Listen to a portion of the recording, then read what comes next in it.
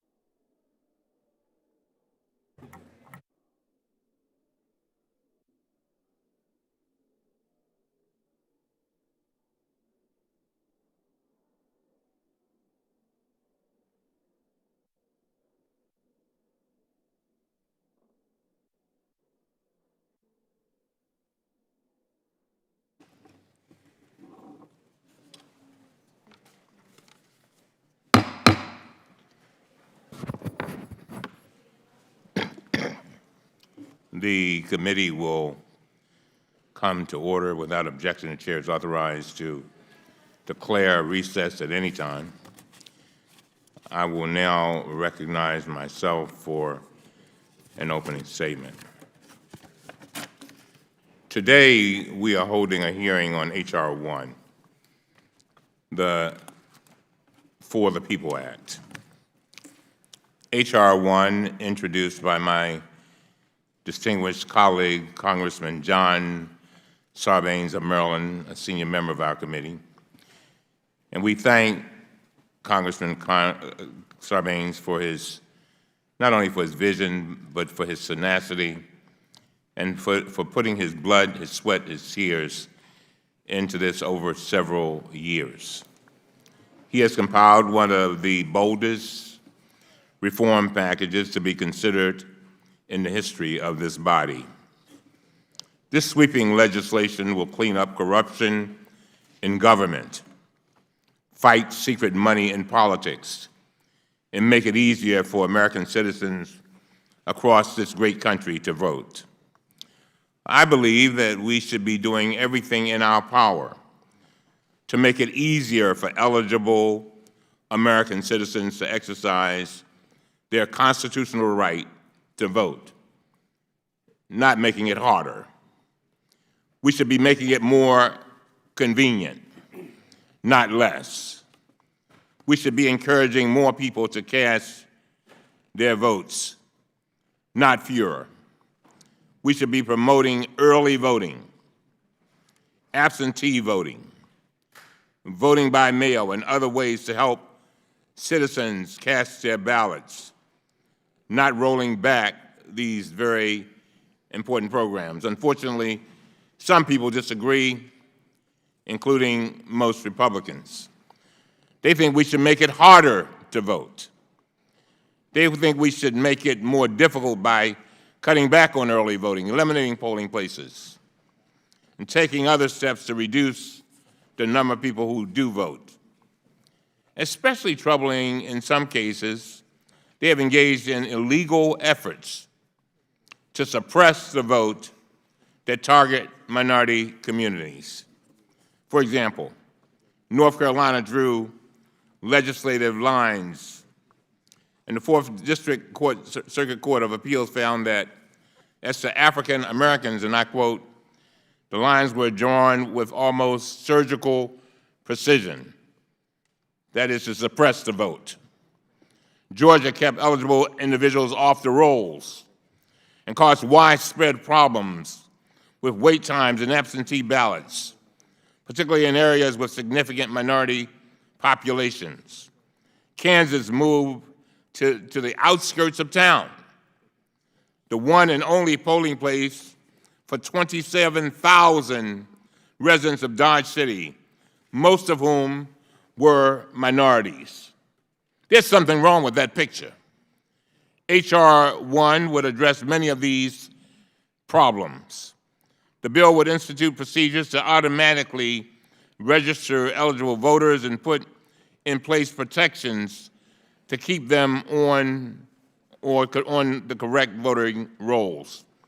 It would provide for expanded early voting and absentee voting and give additional funding to states to maintain enough polling sites so everyone can easily cast their ballot. Senate Majority Leader Mitch McConnell has described H.R.1 as, and I quote, a power grab by Democrats. He's right about one thing. It is a power grab, but it is not by Democrats. It is by American citizens who voted for reform in this last election and sent a clear message that they want to exercise their constitutional right to vote without interference. Today, our hearing will focus on the part of H.R.1 that is within our jurisdiction, Title VIII, which puts in place strong new reforms for the executive branch. For example, Title VIII includes a bill that I introduced called the Executive Branch Ethics Reform Act. It would ban senior officials from accepting, quote, golden parachute, unquote, payments from private sector employers in exchange for their government service. This would have prevented Gary Cohn from receiving more than $100 million in accelerated payments from Goldman Sachs while leading the Trump administration's efforts to slash corporate taxes. Title VIII also includes another bill I introduced, the Transition Team Ethics Improvement Act, with Senator Carper and Senator Warren. This legislation would require transition teams to have ethics plans in place and make those plans publicly available. Title VIII also would prohibit senior federal employees from working on matters that affect the financial interests of their former employers or prospective employers. They could obtain waivers for this requirement, but those waivers would have to be made public. Title VIII also would make clear that Congress expects the President to divest his business holdings, just as every single president since Jimmy Carter has done, and place them in an independent and truly blind trust. Both Democratic and Republican ethics experts warned President Trump to do this years ago, but he refused. They warned that every decision he made could be questioned, and the American people would rightly wonder whether he was serving the nation's interests or his own financial interests. Unfortunately, that is exactly what has happened over the past few years. The American people gave this Congress and this committee a mandate to restore our democracy and clean up our government. They want greater transparency. They want greater accountability in government. H.R.1 makes good on that promise. It is a broad and brave step towards restoring a government that works for the people. Now it gives me great honor to recognize the author of the bill for 2 minutes, Mr. Sarbanes. Thank you very much, Mr. Chairman. I appreciate your having this hearing on H.R.1. I also want to salute some of the new members on the dais here because they came with this message of reform pinned to their chest as a class. Americans from across the political spectrum want a democracy that works for them, a democracy where big money doesn't dominate the political debate, where access to the ballot box is ensured for all citizens, and where public servants work for the public interest. Like any system, our republic requires regular maintenance. Without it, the gears grind down, the operating systems fail, and the people's democratic will is ultimately compromised. This is what's happened to our democratic institutions over the past few decades. We have failed to beat back the new and inventive ways that big money has found to corrupt our politics. We have failed to modernize our election system, and we have failed to implement meaningful ethics rules. No wonder the public's faith in elected representatives is flagging, why confidence in our democratic institutions is near historic lows, and why cynicism is so high. H.R.1, the For the People Act, is about giving Americans their republic back, unrigging the rules of American democracy by fighting back against big money in politics, ensuring all Americans can vote, and ending partisan gerrymandering and enacting tough new anti-corruption measures. Today's hearing, Mr. Chairman, will be an opportunity to examine the imperative for and the design of anti-corruption measures that are included in H.R.1, and I very much look forward to that discussion. Mr. Chairman, H.R.1 will give Americans their power back in our democracy, the power of the ballot box, the power of political voice, and the power of accountable representative democracy. Put plainly, these reforms are not partisan, they're patriotic. We can and must do better to work together to repair our democratic institutions. Many of the provisions in here actually incorporate bills that have had bipartisan support in years past.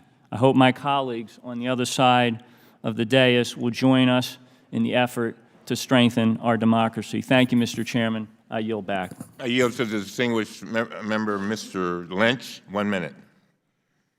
Thank you very much, Mr. Chairman. My legislation that is incorporated in this bill, my bill H.R. 391, is the White House Ethics Transparency Act, which would simply require the Trump administration and future administrations to automatically disclose ethics waivers that they've issued to executive branch officials. These waivers allow former lobbyists, industry attorneys, and consultants who previously worked for the private sector and present a significant conflict of interest with their positions in the executive branch to nevertheless participate in matters in which their prior employers or clients have a stake. And pursuant to the bill, disclosures must be submitted to the Independent Office of Government Ethics within 30 days and be publicly posted on the White House and OGE websites. Mr. Schaub is well aware of this, one of our witnesses. Early on, we had the White House just refused to say whether and when they had given waivers to various lobbyists to go to work in his administration. So the inclusion of this section of the bill will prevent that from happening in the future. So with that, I yield back, and I thank you for your time. I yield the final 2 minutes to Mr. Raskin of Maryland. Mr. Chairman, thank you. With your leadership, with a robust new majority in the House of Representatives, it's a new day in Washington. A great Republican president, Abraham Lincoln, spoke of government of the people, by the people, and for the people, and that's always been the tantalizing dream of America. It's our role as Congress to guarantee that we are a government of the people. But today, the executive branch is drowning in big money corruption, self-dealing, and lawlessness. They said they were going to drain the swamp, Mr. Chairman. They moved into the swamp, they built a hotel on it, and they started renting out rooms to foreign princes and kings and governments. It is our job to restore government by the people in America, which is why I'm thrilled to introduce the Executive Branch Comprehensive Ethics Enforcement Act with Senator Blumenthal on the Senate side. It will give subpoena power to the Office of Government Ethics. It will allow formal proceedings to take place there.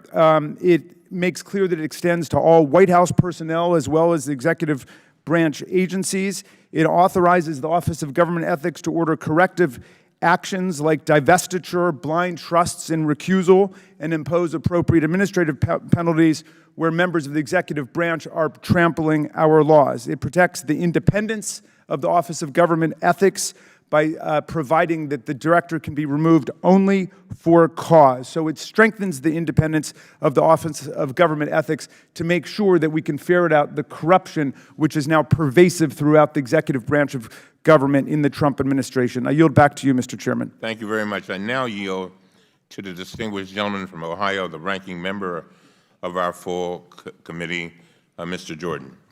Thank you, Mr. Chairman. I want to thank our witnesses as well for being here. Normally, when you start a new Congress, the majority gives the designation of H.R.1 to its key priority. In the last Congress, H.R.1 was the most significant tax reform, tax cut package in a generation, returned millions of dollars to Americans, simplified our tax code, and was one of the key reasons I think we've seen 5 million new jobs added to our economy in the last couple of years. That bill, the Tax Cuts and Jobs Act, was bold, realistic, and it was signed into law just over a year ago. I think it's also helped create the lowest unemployment in 50 years, an economy that is moving in exactly the direction we want. This Congress, the Democrats' H.R.1 is the so-called For the People Act. A more accurate title would be For the People Who Want Democrats to Win Elections from now on. The bill includes a laundry list of tired proposals designed to benefit the majority by tilting the playing field in their favor. It's not a stretch to label many of these proposals radical. You can laugh, but it's true. H.R.1 would steer potentially billions of dollars to political allies in the name of campaign finance empowerment, restrict Americans' right to free speech, and exact political retribution on the President of the United States. Unfortunately, this isn't all that surprising. This is just the latest in a series of attacks by the Democrats to stifle the free exchange of ideas. 2013, we learned that the IRS targeted conservatives for their political beliefs during the 2012 election cycle. Systematically, for a sustained period of time, they went after people for their conservative beliefs. Plan in place, targeted people, they did it. The gross abuse of power would have continued if not for the efforts of this committee. 2014, the Obama administration doubled down and attempted to use the IRS rulemaking process to gut the ability of social welfare organizations to participate in public debate. Congress has so far prevented this regulation from going into effect, but H.R. 1 would change that. Furthermore, this bill would roll back another critical victory for privacy and free speech secured just last summer. Following efforts by this committee and others, the IRS changed its policy as it relates to Schedule B information. Schedule B contains personal information like names, addresses, and the amounts donated to nonprofit entities. Even though this information is supposed to remain private, under current law, states and federal government have leaked these personal details in the past. In changing its policy, the IRS noted that there had been at least 14 breaches resulting in the unauthorized disclosure of Schedule B information just since 2010. The result was everyday Americans receiving death threats and mail containing white powder, all because someone disagreed with what they believe and who they gave their hard-earned money to. The reason that the protection of Schedule B information is important has nothing to do with the vast conspiracies on the right or the left, the so-called dark money issue. Rather, it dates back to the Supreme Court's 1958 decision, critical decision, the NAACP versus Alabama, which formally recognized the freedom of association and prevented the NAACP from being compelled to turn over information about its members. Look, I haven't even got to all the other problems with this bill. I mean, this bill, mandatory early vote, talk about violation of the 10th Amendment in our federal systems, mandatory early voting, mandatory voting by mail, felons can vote. How about public financing of campaigns? The taxpayers have to pay for the politicians' campaigns. Think about this. Taxpayers have to pay for the same politicians who created the swamp, who were in the swamp, so that they can get reelected. This is what this legislation does. There's much that can be done to improve the functioning of transparency and effectiveness of the federal government. However, this 571-page bill reads more like a wish list for the Democratic Party than an honest attempt at reform. I fear that this legislation is a sign our friends in the majority want to play games, engage in political theater to start this Congress, rather than use this time to work constructively to find solutions for hardworking Americans that sent us here. Mr. Chairman, I would like to yield, I think we have a few more minutes left. I want to first yield to the gentleman, if I could, from Tennessee, Mr. Green, for 2 minutes. Thank you, Mr. Chairman, Ranking Member. I am outraged at House Resolution 1, which should really be called Fill the Swamp Act. It seems every year that passes, more and more power is shifted away from the people and into the hands of wealthy elites in Washington. These politicians and bureaucrats can't help themselves from micromanaging more and more of our everyday lives, from roads and bridges, firearms, relationships with our doctors, even our toilets. These freedom and federalism-hating politicians can't seem to help themselves. And now they want to decide how we can run our elections in Tennessee. You want to tell Tennessee to enact same-day voter registration with no time for verification? You want to tell Tennessee we can't require IDs to be shown at the polls, increasing the likelihood of voter fraud? You want to tell Tennessee that some unaccountable commission gets to draw our districts? You want to tell Tennessee it has to subsidize far left-leaning candidates in other states with our taxpayer dollars? How dare you? How dare you tell Tennessee what we can do with our elections? This bill is wrong. It is a power grab. Politicians that want to give the federal government more power. Does the majority party care about voter fraud? Well, then let's allow states to have voter identification laws. Do the Democrats suddenly care about foreign interference in our elections? Well, then why are they allowing illegal immigrants to vote? The hypocrisy is mind-boggling. The fact remains that there is no constitutional authority for the federal government to come down and seize control of elections in Tennessee. The Constitution creates a federalist system with power dispersed amongst the people, and I will fight to ensure it always does. I will keep my oath to uphold the Constitution and my promise to Tennesseans to drain the swamp. Thank you. I yield back. Mr. Chairman, I'd like to recognize the gentleman from Texas for 2 minutes. Thank you to the distinguished ranking member. I'd like to co-sponsor the remarks from my friend from Tennessee. I wholeheartedly endorse all that he just said, as well as what Mr. Jordan just said. One question that I'd be asking as we look into all of this is, why are we so divided? Why are we so divided as a nation? I would suggest to you in significant part is because we try to govern from Washington 320, 330 million people with solutions here from the swamp in direct contradiction to the very republic our founders gave us, looking ahead at knowing what it would look like if we tried to do that. We are a republic. We are a republic for a reason. We have a structure of government for a reason. That structure of government serves to preserve our inalienable God-given rights.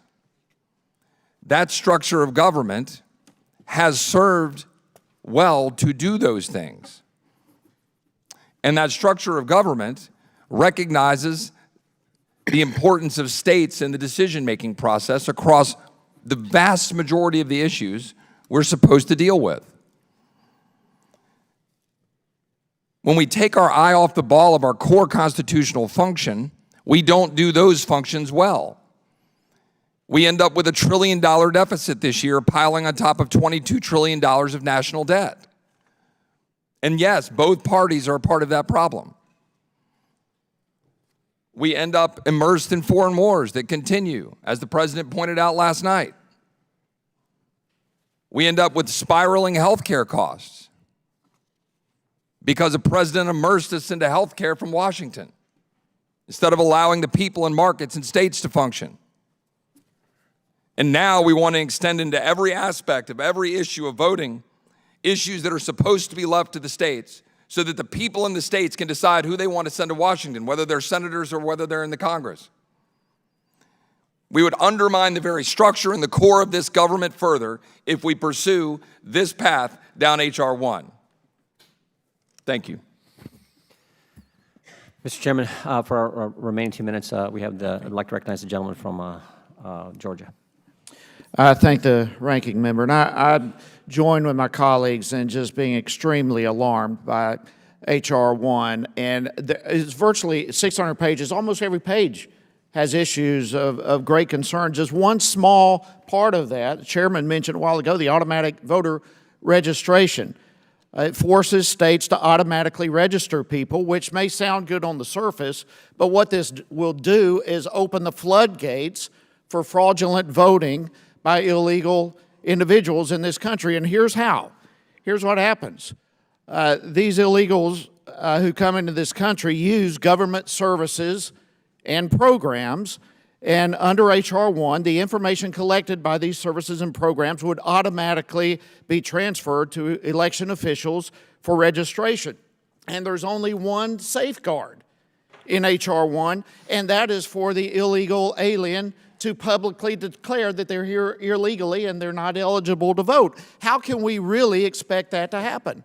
It's not going to happen for them to draw attention to themselves and identify themselves as being here illegally and therefore ineligible to vote. So simultaneously, when an illegal alien fails to decline, fails to recognize that they're here illegally and they're ineligible to vote, despite the ineligibility, they cannot be prosecuted. So this bill is just going to make it extremely difficult to maintain accurate voting records. It's going to open the floodgate for fraud. And so what we basically have here is a proposal that will lead to more illegal aliens registering to vote, making it virtually impossible to prosecute them for doing so, and making it difficult for states to clean up their voter lists. In process, what that does to the American citizen, the voter, it waters down the power of their vote by allowing illegals to do so. It makes those who are eligible, their vote to have less impact. So I'm very concerned. I thank the gentleman, and I yield back. Thank you, Mr. Chairman. Thank you. I want to thank all of our members for your statements. And now all members will have 10 legislative days in which to submit opening statements for the record. Ladies and gentlemen, today we welcome 5 distinguished witnesses to our committee. Mr. Walter Schwab is the former director of the Office of Government Ethics and now serves as a senior advisor to Citizens for Responsibility and Ethics in Washington.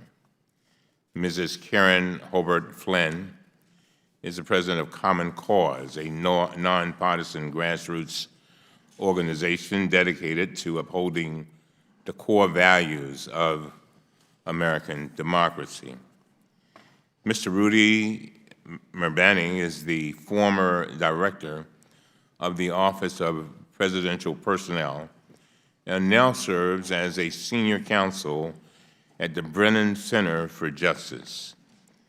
Mr. Scott Amey is the general counsel for the Project on Government Oversight. And finally, Mr. Bradley Smith is the chairman of the Institute for Free Speech. Pursuant to committee rules, all witnesses who appear before our committee must do so under oath. I now ask each of you to stand and raise your right hand to take the oath. Do you solemnly swear that the testimony you are about to give will be the truth, the whole truth, and nothing but the truth, so help you God? Everybody has now answered yes, and let the record reflect that. I will now recognize each witness to present their testimony. I want to remind the witnesses that we have your written testimony before us, so you don't have to read it all. We have it. And I ask you to do me a favor, just since we have 5 witnesses and we have a lot of members wanting to ask questions, that you obey the lights. You'll get a warning light. And then when it says red, I would appreciate it if you would that you would stop and let us move on to the next witness. So we're going to go with Mr. Rob first. Mr. Amey. Mr. Amey, please. Thank you. I want to thank Chairman Cummings, Ranking Member Jordan, and the committee for asking the Project on Government Oversight, POGO, to testify about executive branch ethics. I am Scott Amey, POGO's General Counsel. POGO is a nonpartisan, independent watchdog that investigates and exposes waste, corruption, and abuse of power. H.R.1, which POGO supports, is an opportunity to make good on the bipartisan work that this committee has performed and to reform the ethics system to meet old and emerging challenges. We support stronger laws to slow the revolving door, improve the Office of Government Ethics, expand ethics restrictions to senior-level officials. Title VIII in H.R.1 is a step forward in improving consistency in enforcement, but more importantly, to reduce improper influence over government decisions, missions, programs, and spending that are often contrary to the public's interests. Groups at this table have assembled for over a decade to correct problems created by the revolving door and cozy relationships that result in an unlevel playing field. POGO published reports on the revolving door in 2004, 2005, and one just last year. The 2018 report showed that lobbying was the occupation of choice when officials left government service, a job that relies less on management skills and more on your connections back inside of the government. Despite the focus on the revolving door coming and going from the Department of Defense, the problems exist government-wide and concerns exist about having a personal or private interest, being lenient toward or favoring past or future employers, and gaining an unfair competitive advantage, all of which are the detriment to the public. H.R.1 would close the gaps in ethics and conflict of interest standards, especially the provisions in Title VIII. POGO particularly supports the provisions in Title VIII related to making the government or the Office of Government Ethics more independent, slowing program and procurement officials from heading to companies they worked with or oversaw while in government service, codifying the presidential ethics pledges that have come out since 1993, prohibiting a bonus for accepting government position. This really came to light during the Obama administration when Wall Street executives revolved into the government, expanding cooling off periods when coming and leaving the government, and increasing transparency. With the limited time, I will briefly highlight the top 3. First, the Office of Government Ethics should become an independent agency with new authorities to ensure consistent enforcement of ethics laws government-wide. H.R.1 would provide the OGE director, when appropriate, approval over resolutions and any recusals, exemptions, or waivers from ethics rules, increase transparency, give OGE improved investigative power, and grant OGE the authority to issue administrative and legal remedies when the ethics violation is found. We support the provisions to add for-cause removal for the OGE director. For-cause removal will preserve the agency's independence and help with continuity after turnovers in between administrations.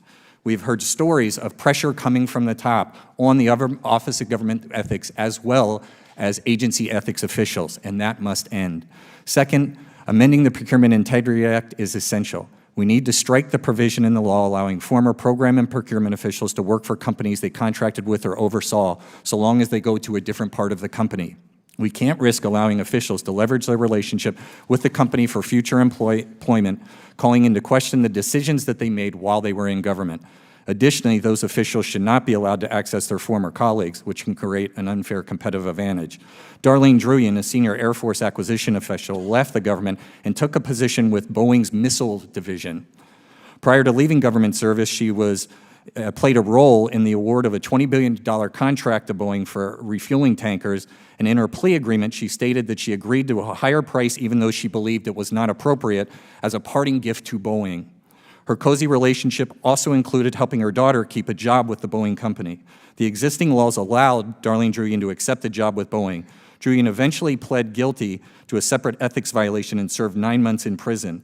These violations were not exposed by ethics officials or IGs. It was Senator McCain who found them while investigating the tanker deal, and he became concerned with the blatant revolving door concerns.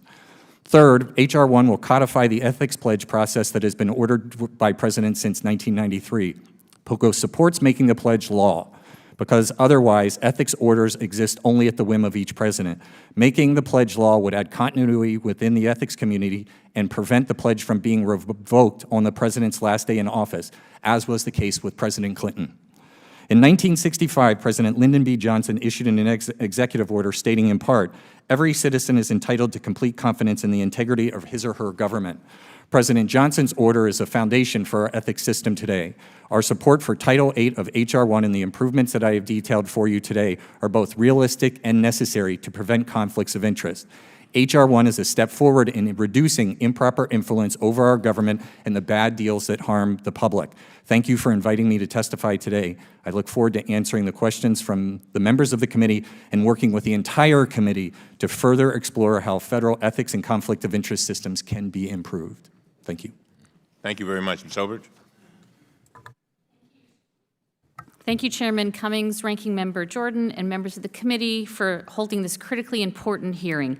I'd also like to thank Congressman Sarbanes for his leadership championing the For the People Act as the type of bold, innovative package of solutions that can restore people's trust in our government.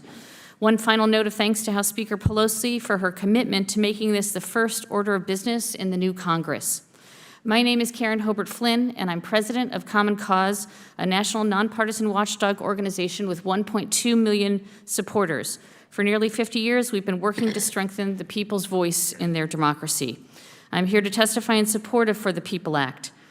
First, I want to say that Americans have not been waiting for Washington to fix what ails them in our democracy. We've been working at the state and local level with many other groups to pass significant pro-democracy reforms. This is the second consecutive election cycle where voters have passed 95% of the democracy reforms on the ballot. In 2018, voters in 20 red, blue, and purple states and localities have passed democracy reforms with strong support from Republicans, independent, and Democratic voters. This includes voting rights restoration in Florida, same-day voter registration in Maryland. It includes independent redistricting commissions in Colorado, Michigan, and redistricting reform in Utah, automatic voter registration in Nevada and Michigan, an independent ethics commission in New Mexico, and an anti-corruption package in Missouri. I should note that also these kinds of reforms and many embodied in H.R.1, campaign finance disclosure, ethics reforms, and others also pass with bipartisan support in state legislatures. The reforms embodied in H.R.1 are not lofty, untested ideas. Most are pragmatic solutions that are already working in a city or state somewhere in this country. These solutions are proven to work and in many cases save taxpayers money. The timing of this legislation has never been more important as Americans grow more frustrated and cynical about our state of politics. While every presidential administration in our nation's history has had various ethical challenges, we've never seen so many corruption scandals and appalling lack of concern for the ethic rules that should govern our executive branch than with this administration. We have a series of reports that detail dozens and dozens of ethical challenges and conflicts of interest that have plagued this administration in the last 2 years. The American people want transparency, honesty, and accountability from its elected representatives. They do not want their elected leaders to use their public office for private gain, to enrich their businesses, their wealthy donors, their family, or themselves. We believe tough ethics laws like the ones that we're talking about here today, with a strengthened Office of Government Ethics that has independent oversight and investigative and enforcement tools, can help us prevent the incessant assault on our democratic values and institutions of self-government. My written testimony outlines our support for all the measures before the committee today, and I'll just add 2 more comments. One is, I agree with Chairman Cummings that on Election Day, we should make Election Day a holiday.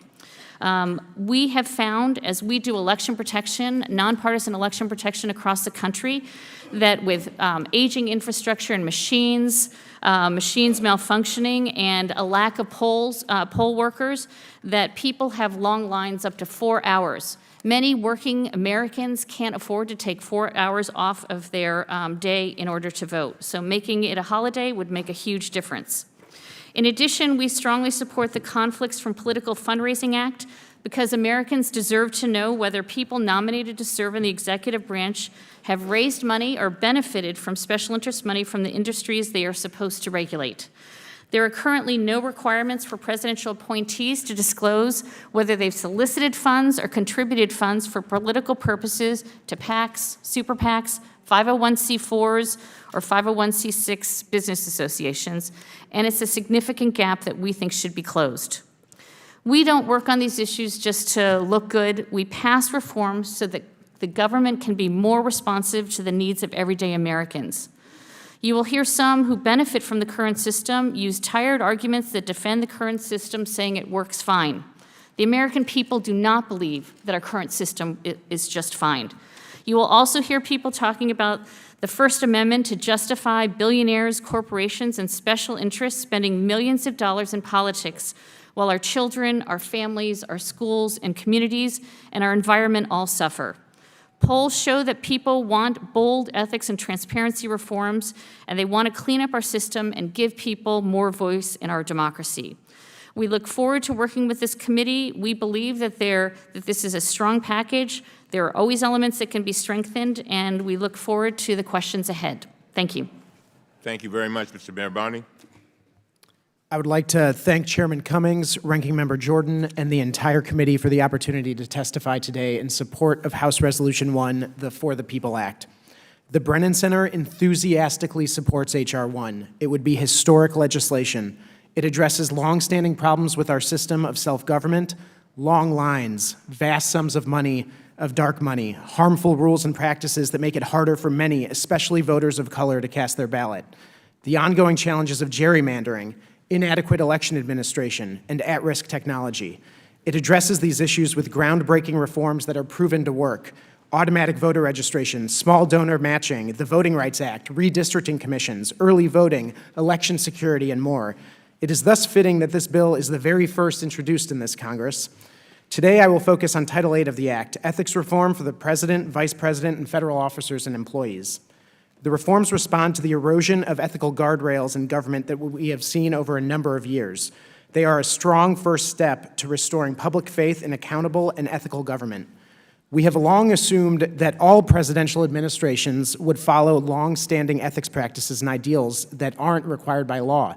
For example, following precedent established by their predecessors over the last 40-odd years to publicly release their tax returns, voluntarily comply with conflicts of interest law that apply to other executive branch employees by divesting from potentially conflicting assets or keeping their assets in a qualified blind trust, strive to avoid the appearance of improper or undue influence of outside interests in the way their administrations formulated official policy, or strive to fully enforce existing ethics laws.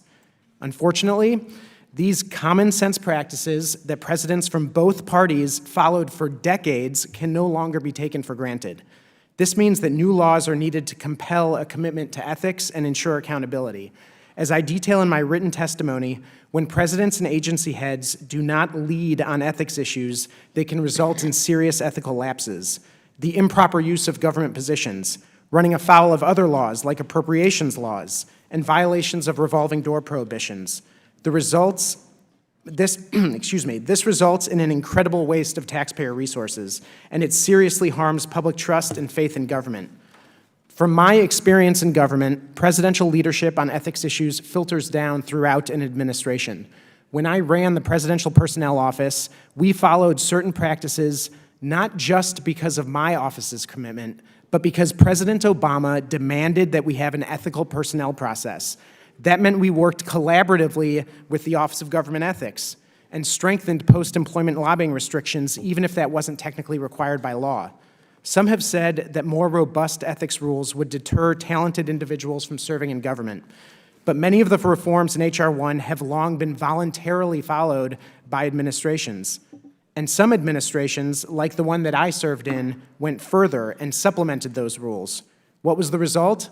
A historic number of Americans expressing interest to serve in an administration, arguably the most diverse administration in history, and appointees who, on average, served in their positions substantially longer than their predecessors. Strong ethics laws, in short, help recruitment. A recent poll showed only a third of Americans trust government to do what is right, a decline of 14% from 2017. More than 3/4 of voters ranked corruption in government as a top issue in the 2018 election, with almost a third calling it the most important issue. At the same time, we know Americans are yearning for solutions to these problems and real action on those solutions. This Congress was elected with the highest voter turnout in a midterm since 1914. Many of you were elected with a pledge to reform democracy. And in states across the country, major ballot measures were passed by large bipartisan margins to implement bold and creative reform. Voters spoke clearly. The best way to respond to attacks on democracy is to strengthen it, which is exactly what H.R.1 does. We urge you to pass it. Thank you, and I look forward to answering your questions. Mr. Sharp. Chairman Cummings, Ranking Member Jordan, and members of the committee, thank you for inviting me to talk about the ethics reforms in H.R.1. I served in the Office of Government Ethics as director, and before that as a career ethics official. In my 14 years there, I've been intimately involved in protecting the principle that public service is a public trust. Based on this experience, I know how urgently we need reform, and that's why I support H.R.1. The Executive Branch Ethics Program focuses on prevention. OGE has no real enforcement authority. In theory, OGE can order officials to cease ongoing violations, but statutory limitations prevent any effective use of this authority. OGE can ask agencies to conduct investigations and can request copies of records, but it has no power to do anything if they ignore these requests. Lacking enforcement tools, OGE relies on the director's ability to persuade or shame officials into doing the right thing. This was never ideal, but it worked fairly well for 4 decades. During my time in government, Presidents Bush and Obama were reliable supporters of OGE. They showed that government ethics is not a partisan issue. We now find ourselves in an ethics crisis. The trigger was President Trump's refusal to divest his conflicting financial interests. This radical departure from ethical norms leaves the public with no way of knowing how personal interests are affecting public policy. What we do know only raises questions. For example, questions surround President Trump's response when individuals associated with the Saudi government murdered a Washington Post journalist, a resident of my home state. We can only wonder if President Trump's financial interests influenced the handling of sanctions on certain Russian businesses. Did they affect his decision to help Chinese telecom giant ZTE? Why did the administration scrap the plan to move FBI's headquarters? Was it because President Trump didn't want a competitor moving in so close to his D.C. hotel? These are just a few examples. And the president's disinterest in ethics has infected his appointees. The heads of 6 agencies have stepped down under a cloud of ethics issues. At least 7 other appointees resigned under the taint of an investigation, ethics issues, or security clearance concerns. The Office of Special Counsel has found that 9 of his appointees violated the Hatch Act, and there are dozens of pending ethics-related investigations. H.R.1 kicks off what I hope will be a wave of reform. It focuses not just on the current crisis, but also issues that predate this administration. For example, H.R.1 addresses big payouts to incoming officials. These golden parachutes raise concerns about an appointee's loyalty to a former employer. When former Treasury Secretary Jack Lew left Wall Street to join the State Department, he received a large bonus. His employment agreement let him keep that bonus specifically because he landed a high-level government job. I'm glad to see a provision in H.R.1 addressing this issue, and my written testimony offers a suggestion for strengthening it further. H.R.1 would also make OGE more independent. Like the heads of MSPB and OSC, OGE's director would be allowed to communicate directly with Congress and would be removable only for cause. Rather than depending on other agencies, OGE would be able to conduct meaningful inquiries by issuing subpoenas. H.R.1 would increase the transparency of waivers, which can undermine the ethics program if granted improperly. The public needs to know about waivers. Before leaving OGE, I exposed questionable practices involving the issuance of undated, unsigned, and retroactive waivers, some of which seem designed to paper over ethics violations. I'll close by emphasizing that what's at stake is the very integrity of government. The Supreme Court has warned that a conflict of interest is an evil that endangers the very fabric of a democratic society. The court explained that democracy is effective only if people have faith in those who govern. We need ethics reform before the public's trust in government is shattered beyond repair. I urge you to pass H.R.1. Thank you again for inviting me, and I'm happy to answer any questions the committee may have today. Mr. Smith. Thank you, Chairman Cummings and Mr. Jordan, members of the committee. The Institute for Free Speech has been producing detailed analyses of the many sections of, as the chairman called it, a sweeping bill, 570 pages. Some of those are available here today. I'm going to focus very briefly on 2 aspects of this bill with which I have particular expertise as former chairman of the Federal Election Commission and as the author of the leading academic analysis of super PAC and coordinated spending and the author of many of the FEC's current coordination rules. Since its inception, the Federal Election Commission has been a bipartisan agency. This was at the insistence of people such as Democratic Representative Wayne Hayes and Democratic Senator Alan Cranston, who warned we must not allow the FEC to become a tool for harassment by future imperial presidents who may seek to repeat the abuses of Watergate. Subtitle A of Title VI of H.R.1 would replace the current 6-member bipartisan FEC with a 5-member panel subject to partisan control. In theory, only 2 members could come from any one party, requiring a 5th seat to be held by an independent, but this is a fig leaf. In fact, the FEC has an independent now, but it's understood that Commissioner Stephen Walther was appointed at the behest of former Democratic Senate Leader Harry Reid, whom Mr. Walther had represented in election matters, and it's understood that he holds a Democratic seat. Under H.R.1, Senator Bernie Sanders, for example, a frontrunner for the Democratic presidential nomination in 2020, could be appointed as a, quote, independent. Any president could find a nominal independent to reflect his party's views, creating a partisan majority on the commission. Further, H.R.1 gives vast new powers to the FEC chairman, justifying fully the title of speech czar.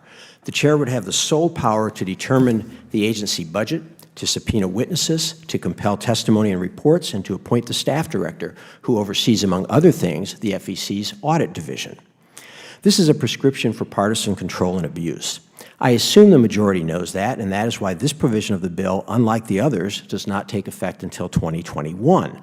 The majority has no intention of allowing President Trump to appoint all 5 commissioners, including the powerful chair. Now, the claim is made that a partisan-controlled commission is necessary to restore integrity to election enforcement. This has it exactly backwards. The only reason that the FEC has any credibility is its bipartisan makeup. Under Title VI, the person elected in 2020 will appoint all 5 members of the commission, including the powerful chair, which will have the power to write and then rewrite new rules with an eye toward the 2022 midterms, the 2024 and 2028 presidential elections. Now, some of you may consider this a feature rather than a bug, but be careful what you wish for. You didn't think Trump would win in 2016 either. Subtitle B of Title VI is called Stopping Super PAC Candidate Coordination. The sponsors and drafters are either being intentionally disingenuous here or they simply do not understand what has been put into their own legislation. Nothing in Subtitle B, nothing, limits its reach to super PACs. It applies to every union, trade association, advocacy group, and unincorporated association in the country. It applies to Planned Parenthood and Right to Life, to the NAACP and the ACLU, to the National Federation of Independent Business, and to the Brady Campaign for Gun Safety. It even applies to individual citizens who seek to participate in public discussion. Nothing, this cannot be said often enough, limits it to super PACs.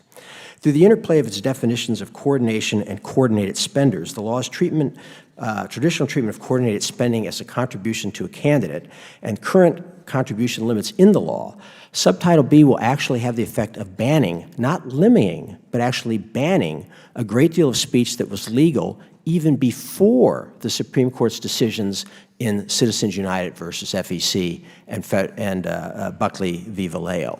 So again, this law goes backwards to outlaw speech that was always legal in American history, even before the Citizens United decision.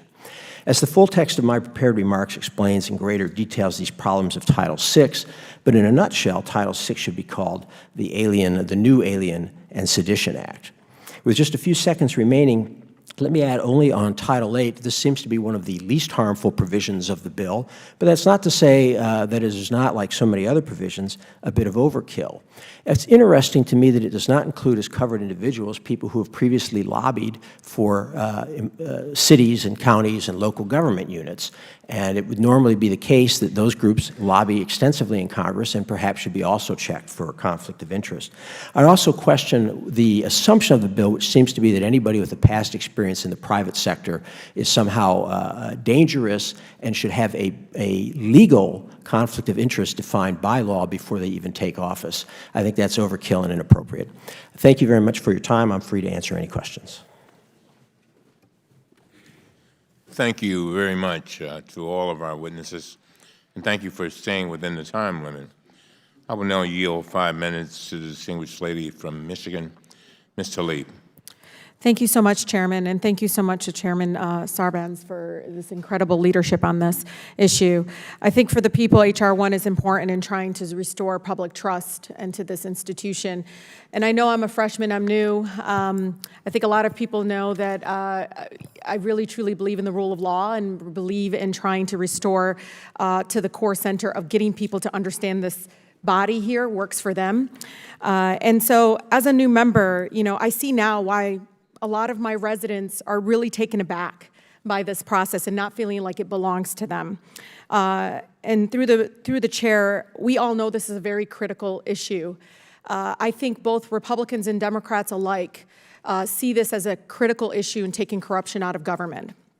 And so for me, as you said about strengthening this, but more importantly, you know, in the first 2 years in office, I think the president made 281 visits to properties he steals profits from. More than 150 political committees, including campaigns and party committees, have spent nearly $5 million at Trump businesses since he became president. At least 13 special interest groups have lobbied the White House around the same time they also did business with the Trump organization. I can go on, I can submit this to record, but one of the things as a person that's coming here as a brand new member, I cannot believe this is not illegal already, that this is not something that we push up against and say enough, because as we step into here, we work for the people. We have to check our businesses, we have to check our personal and professional conflicts. Any lawyer across this country will tell you it is dangerous to allow any sort of conflict to exist while you're trying to serve others, especially in a public position like this. I have seen modern presidents, both parties, before this president, address these potential conflict of interests by adhering to all ethical norms and traditions that resulted in the sale of their financial interest, completely divesting in their in their foreign and domestic investments. I'm really taken aback by the fact that we still have to currently now fight for something that's so critically important in restoring public trust, that now we're setting a precedent that it's okay for a president not to divest, that it's okay that I have Gary Cohn, President Trump's director of National Economic Council, received more than $100 million in payments from Goldman Sachs before he came in to work for Trump, the president, I'm sorry, Chairman. And so one of the things that I'm taken aback by is that, we're talking in my good colleague from Ohio mentioned the original H.R.1 tax break. Who worked on that? Because, back home in the district, they call that a payout. They really do. They know who was behind the scenes running that and pushing that forward. And so my question to you is, how can we move? Because the shoulda, coulda, maybe, and all these to me, that doesn't go far enough to starting to make people feel like this is their house, that this Congress belongs to them. Because right now, all they see is people that are at the top that make millions of dollars that are completely disconnected with the American people. And I can tell you, every single day, from underemployment to poverty in my district, we're feeling like here, we don't have a voice. And so with that, Mr. Schwab, I really would love to hear, how do you think we can really strengthen this, and where the dangerous precedent is? Because more and more, we're now seeing other people interested, former CEOs, others interested in becoming president of the United States. I applaud the bill for including a statement of Congress that the president should divest. I think that takes a step towards reestablishing the norm, and it would have been helpful to me as director of OGE to be able to point to that. I'd personally like to see it go further and require divestiture, because we have a situation now where people who seek to influence the government can funnel bags of cash to the president through his various properties. You have government contractors, charities, businesses, associations, politicians, political parties, political groups, using his facilities and paying just absolutely gobs of cash for the privilege of hobnobbing with the president. And unfortunately, the president has done nothing to discourage this. He didn't even try to mitigate it by saying, I and my appointees will refuse to attend events at my properties, to discourage people from holding them there because they would lose access to the government by having the event there. Instead, there seems to be this embrace and this encouragement and this sense on the part of interested parties that they have to engage in this to even be on an even footing with their competitors. Mr. Chairman.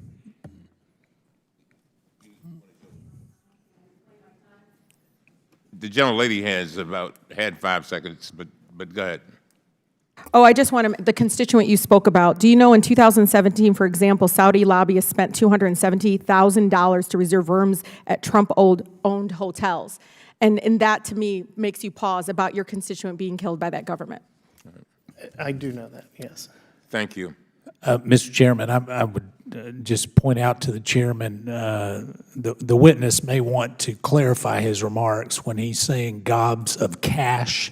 I don't know that he would have any proof, and since he's under oath, I don't know that he would want to make that type of statement. Well, I will allow the gentleman, if you want to clarify what you meant by gobs of cash. Representative Meadows, what I mean is that people are paying money to the Trump organization to use his facilities, and the direct beneficiary of that money is President Trump because he's the beneficiary of the trust that holds that. So the money is flowing to President Trump, and the steps he's taken to step back from it have had absolutely zero effect in any way diminish the financial interest in the money that comes through. So I do indeed mean that this is a funnel for money, but you didn't mean directly cash to him. I don't. Yes, I don't mean they're handing it directly to him. The gentleman has defined it. Thank you. We will now hear from Mr. Gosar for 5 minutes. Thank you very much, Mr. Chairman. I must have been living in the twilight zone for the first 6 years of my first 8 years. Fast and Furious, Operation Choke Point, Benghazi, the IRS targeting, the intimidation of the press with James Rosen and Charles Atkinson, Uranium One, the unmasking of American citizens, and out-of-control DOJ. Really? Really? Mr. Smith, I'm going to concentrate with you. H.R. 1 expands the definition of foreign national.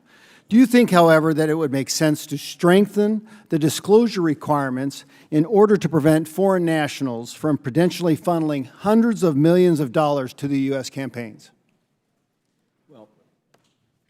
The difficult question is always how exactly does one intend to do this? And one of the things that you have to keep in mind is that most regulations that will be imposed will be felt by American citizens. The vast majority of people who will have to comply will be American citizens. So when we engage in this type of thinking, we need to be careful that we're not giving up our own rights. We fought the Cold War without surrendering our own rights, and now the fact that we're afraid of the rump state of the former Soviet Union is going to somehow destroy America, and so now we should rush to throw away hard-won protections.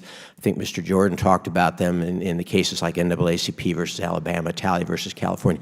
We need to be careful. So I do think foreign engagement poses a different issue, but a kind of a scattershot approach that mainly hits American citizens is unwise. Well, I agree with you, and let's tailor that aspect. So do you think amending the Federal Election Campaign Act of 1971 to require what is already required of American citizens, the disclosure of the credit verification value, or the CVV, and a legal billing address for all loan contributions would help ensure that the credit cards are registered to someone who actually lives in the United States?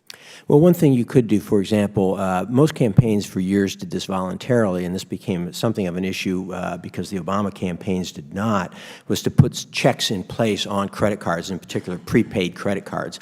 That is the kind of thing that could be done by regulation through the FEC, or I suppose by statute if there were a desire to do that, to ensure that those credit cards were tied to a U.S. individual, not just sort of handed out to whoever wants to use prepaid credit cards. Well, and these are two great ideas, a CVV and a billing address. It would actually make sure that somebody's actually living in this country. Wouldn't you agree? Mm-hmm. Do note that people don't have to live in this country. Well, U.S. citizens living abroad and so on are. I understand, but this definitely is a means of calibration that would stop some of the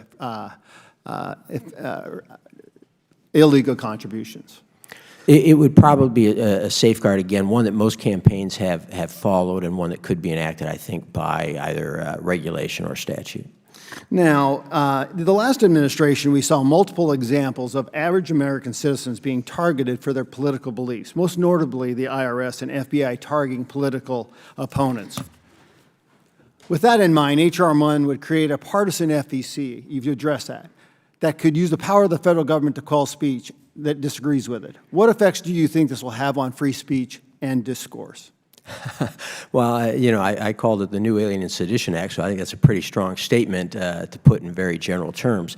One of the things that has been an issue at the FEC and in enforcement in the states as well and so on is the use of these complaint process as political weapons in and of themselves. It often doesn't matter if you actually even prove a violation. You simply start the investigation process. Responding to an FEC investigation can be very costly. The investigation is intrusive. They can go into your strategies and tactics, tie up campaign time, you get bad press and so on. So often it was said the punishment is the process rather than any fine that's meted out at the end, in part because you quite likely did nothing wrong.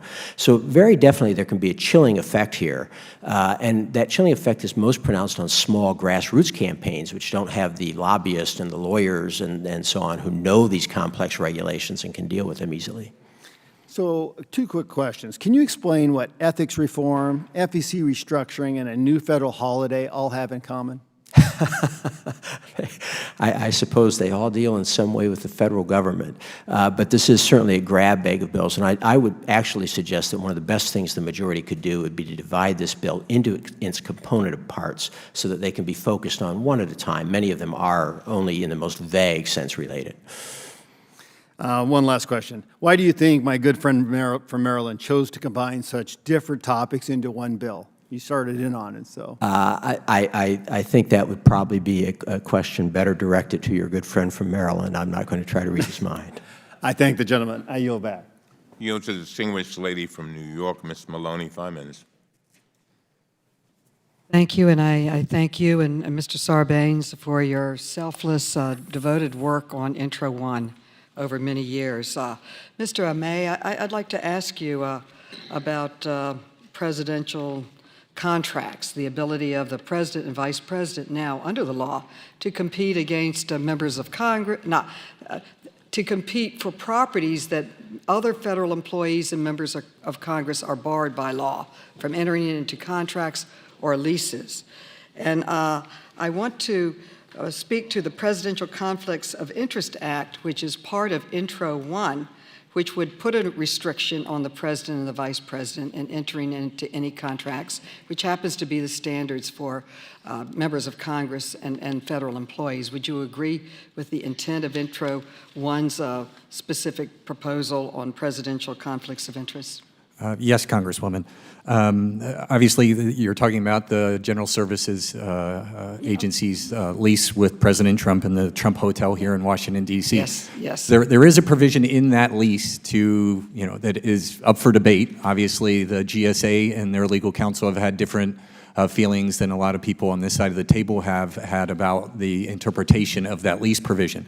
The one problem and why H.R.1 on this specific provision is necessary is it was in about 1994 that the Federal Acquisition Regulation stripped the provision that was called the Officials Not Benefit provision. And so it was in one of the acquisition reform bills, Federal Acquisition Reform Act or the Services Acquisition Reform Act, but that provision was stripped out. So it's no longer in the FAR. So I think it's important to put back, and you raise a good point, that provision actually mentioned members of Congress at that time, and that has continued for members of Congress, but hasn't affected other people in the executive branch. And so I do think it's necessary. Well, as many of my colleagues know, in 2017, members of this committee, the Democrats, literally sued for information about the lease and contract between the president's hotel here, Washington, D.C. hotel, and the lease with the old office building. And we were told then by the General Accounting Services, General Services Administration, that we were not entitled to exercise our oversight responsibilities of reviewing this lease. They barred us from getting this information. So we are literally still in court trying to obtain this. And many of us feel that this is a glaring conflict of interest. Why shouldn't the Oversight Committee have access to leases and contracts that we want to question, even if it includes the President of the United States? Now, in this case of the Trump International Hotel, the president is both the landlord and the tenant, and he ultimately also oversees GSA, the agency that was responsible for enforcing this lease, this contract. And how can Congress, Mr. Amey, or the American people be sure that GSA is really acting impartially in carrying out the law when they are really interpreting what their supervisor? Well, when you have someone that's the landlord, the tenant, the judge, and the jury, and obviously appointed the head of the General Services Administration, then at that point, it is a major conflict of interest. There were also some concerns because the Trump children were involved in the negotiation of that lease, and I'm actually outraged at the fact that the GSA hasn't turned over the information to Congress. That's where it is important. That's where transparency when it comes to government ethics matters, that we should be seeing as much information about that to remove the appearance of a conflict of interest, but also to ensure that there's not an actual conflict of interest that needs to be resolved. Okay, now in this particular lease for the old post office building, it explicitly prohibited an elected official from being a party, but GSA failed to enforce it. And I would say that there would definitely be an impact, and I'll ask Mr. Badhani on this. Mayor Bonney. There could be a definite conflict of interest that could have a freezing effect on competition. How many people want to compete against the President of the United States for a lease or a contract?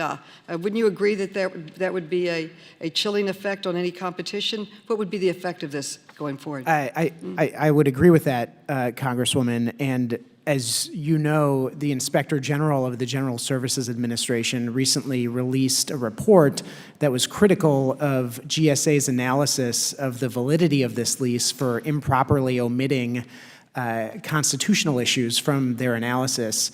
And to me, that raises the question of whether there was improper influence or at least the specter of self-dealing to the public that greatly undermines public trust. It's also one of the reasons why I should say that the National Task Force for Democracy and Rule of Law, which is a Brennan Center initiative that includes some of your former colleagues and a bipartisan group of former Republicans and Democrats, and they've proposed extending the existing prohibition and the conflicts of interest law to the president and vice president to avoid specific instances like this. And that's what Intro 1 will do, and I strongly support it and urge its passage. I yield back. Distinguished gentleman from North Carolina, Mr. Meadows. Thank you, Mr. Chairman. Thank all of you for your testimony.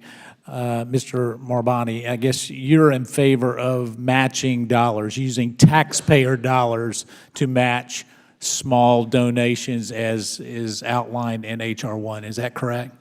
The Brennan Center does support the proposal in H.R. 1, which is modeled after an existing proposal that has existed for years in New York, which multiple reports... Yeah, I've only got 5 minutes. Yes or no? Do you support it? Yes. Okay, and so I guess here's the interesting fact that I just find just fascinating. A Democrat bill, H.R. 1, would actually use taxpayer dollars to reelect the Freedom Caucus chairman. Under their bill, I would get almost $4 million of taxpayer dollars. And I would say, I don't see any of my constituents in the audience here. I can't imagine that they would be happy with taxpayer dollars being used to reelect a Freedom Caucus chairman. Do you not see a problem when we use taxpayer dollars to reelect individual members of Congress? If I may... I mean, would you support me financially? I would support my spending the equivalent that H.R. 1 would require, which I think is $1 per citizen per year over 10 years. No, yes. It's a matching deal. We've done the math. It's $3.8 million that I would get because I'm one of the top 10 in terms of small dollar donations in Congress. I would get $3.8 million under this bill for reelection. I cannot find anyone who holds government accountable that would think that that would be a wise use of taxpayer dollars. Would you? Sir, campaigns need to be funded from somewhere, and I would say agree, that but right now... Not my taxpayer dollars shouldn't be going to it, sir. Mr. Schaub, let me come to you. Are you in support of H.R. 1's investigative mandate for OGE?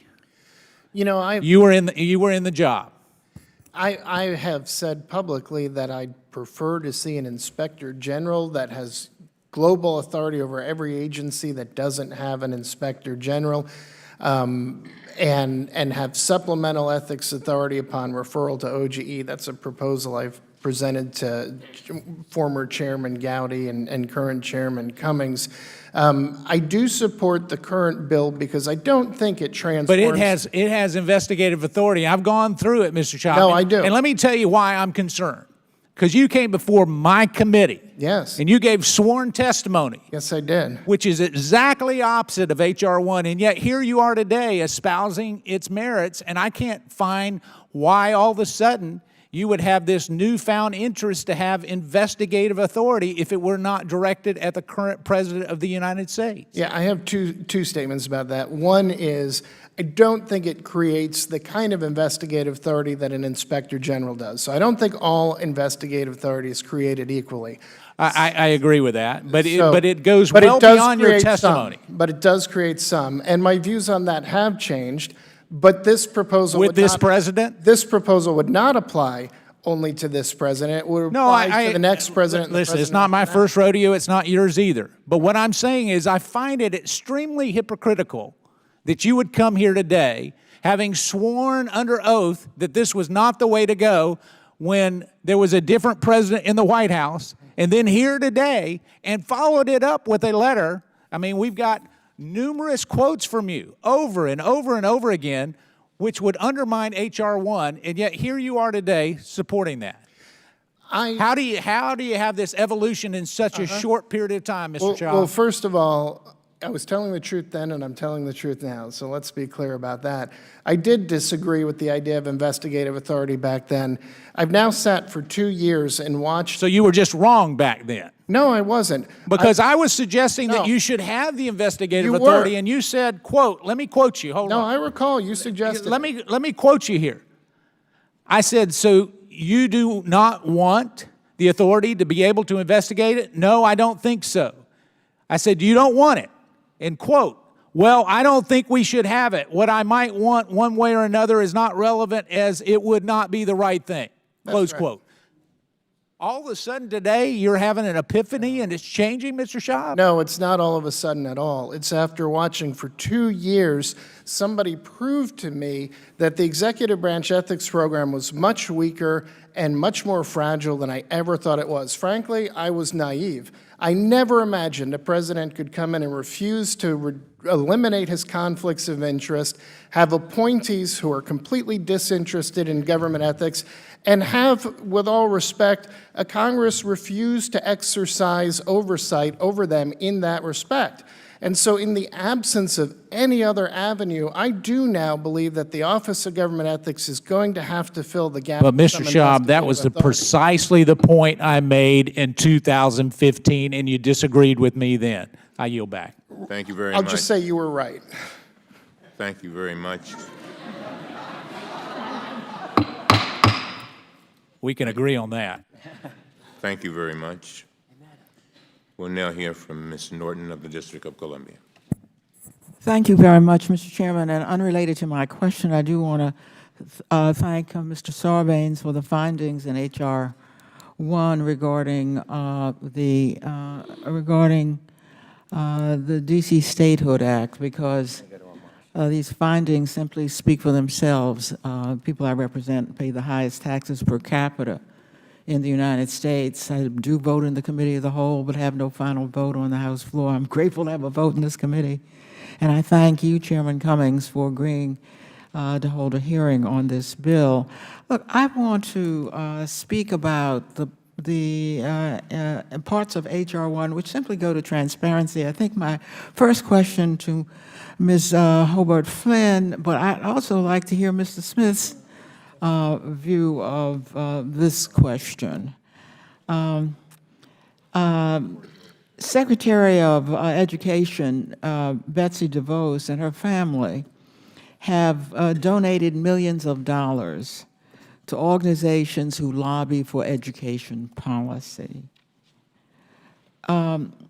Do either of you think that the public has a right to know if the Secretary has donated substantially to organizations, her background in donating, that could now influence her policies as Secretary? First, Ms. Flynn, and I'd like to hear Mr. Smith on this question.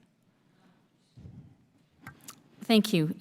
You know, Education Secretary Betsy DeVos and her family have given large sums of money to influence politics at all levels of government, including pressing for school voucher programs, something she's clearly very supportive of. According to the Center for Responsive Politics, DeVos and her family have donated over $20 million to Republican candidates, party committees, PACs, and super PACs. And much of that political spending has been focused on education, as she now influences an education secretary. You know, to me, I think it's important when the Senate is looking at the nomination, when the American people are paying attention. It's an important part of the equation that helps shed light both on issues that she cares about and also her investment in that. And in fact, she gave an interview in Roll Call where she said she, quote, decided, quote, to stop taking offense at the suggestion that we are buying influence. Quote, now I simply concede the point. She wrote 20 years ago, they are right. We do expect some things in return. We expect to foster a conservative governing philosophy consisting of limited government and respect for traditional American values. So I think it's important for the nomination process to have a fuller picture of where their fundraising and political spending is going. Mr. Smith, how could that do any harm? How can it do anything but good the more information we have? I have to say, shocked to discover that the Republican appointee to Secretary of Education has been a Republican who has donated to Republican candidates and causes, and that her viewpoints. So would you be and that she shocked supported then for groups. us to know, for the public to know about that background history as she takes office? I think that's, as Ms. Hobart Flynn said, I agree, that's something that certainly senators could ask during the confirmation process. I find it hard to believe that there's an ethical conflict in somebody actually That may taking not be office. reclaiming my time. I'm not implying an ethical comment, and my questions about transparency are simply going to that. You know, let it all hang out, and then let everybody make their own judgment. Well, let the committee make its own judgment. Let the public make its own judgment. Ms. Norton, I have a number of questions about your personal life I'd be very interested in, but I won't ask them here today. Well, go straight ahead. The point is, it's not her personal life that I'm asking about, Mr. Smith. What we're asking about is her donations of money. These are not Donations of money that, in ways that could reflect on a trust she's now been given as part of her enforcement activities. So it's not about just let it all hang out about my personal life. It's about the relevance to what it is she is enforcing. She is enforcing education policy. She's had a known, not only position, but given millions of dollars in ways that may conflict with parts of that policy. As I indicated when I opened this line of question, it's only about transparency. Let me go on to ask about the Conflicts of Political Fundraising Act. I'm a co-sponsor of that. It's also an H.R.1. It simply requires...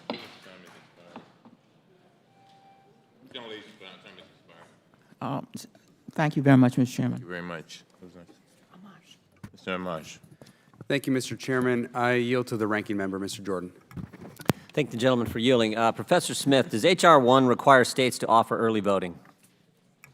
Yes. Does H.R. 1, Professor, require states to offer no excuse absentee voting? Yes. Does H.R. 1 require paid leave for federal workers to be poll workers? Yes. Does H.R. 1 require states to let released felons vote? I believe it does. Does H.R. 1 require taxpayers to finance campaigns? Definitely. Definitely.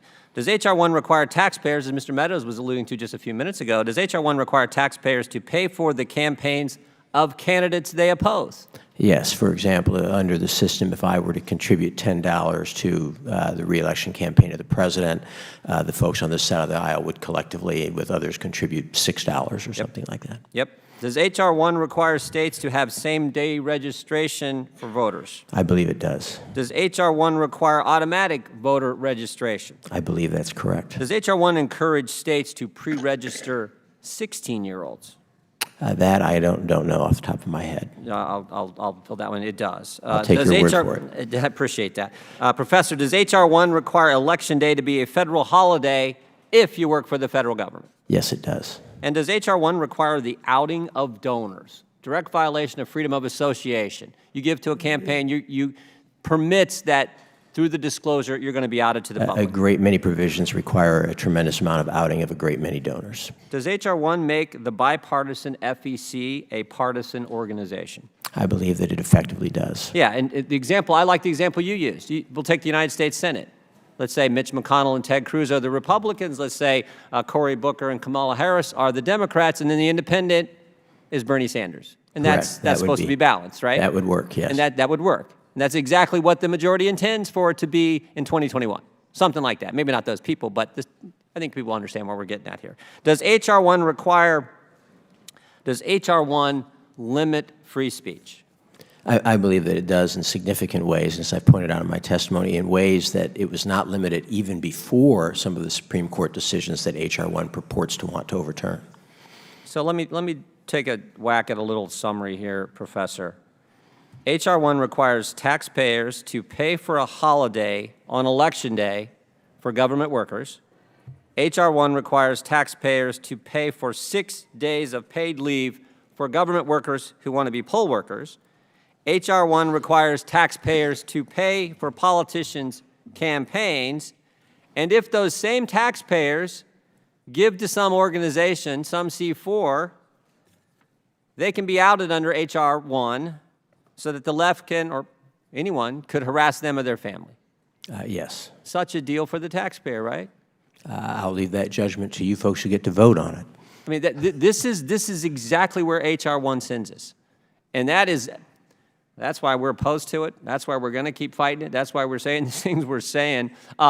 So anything I'm missing in my summary there, Professor? Anything you'd like to add? I would only add that I think that the disclosure provisions are often worse than people think, because they're defining as political activity things that have never been defined as political before, and you run the risk of regulations swallowing up the entire discourse in which public engages. So I would only say that I think the provisions are worse than people think, and that they're often hidden through the complex interrelationship of different provisions. Give us an example. Well, one example would be if an organization, for example, were to hire somebody who'd previously been an intern, paid intern for a member of Congress, that organization would then be prohibited from making any communications that were deemed to promote, attack, support, or oppose that candidate. And that vague term could apply to almost anything: praising the candidate for introducing a bill, criticizing the congressman for opposing a bill, whatever it might be. Wow, Dad put the whole consultant business in this town out of business, it seemed Well, to me. it's not just the consulting business, though. Of course, it puts out of business all of the interest groups and all of the civic groups that people belong to. All right, I appreciate it, Mr. Chairman. I'll yield back. Thank you very much. I'm going to yield myself a few minutes. One of the things that Ms. Hubbard and Mr. Mabrani that gave me chills when I read it was the 2016 opinion of the Fourth Circuit Court of Appeals. You know, we're sitting around here acting not like it's not an inalienable right to be able to vote. And it's something they said that is chilling.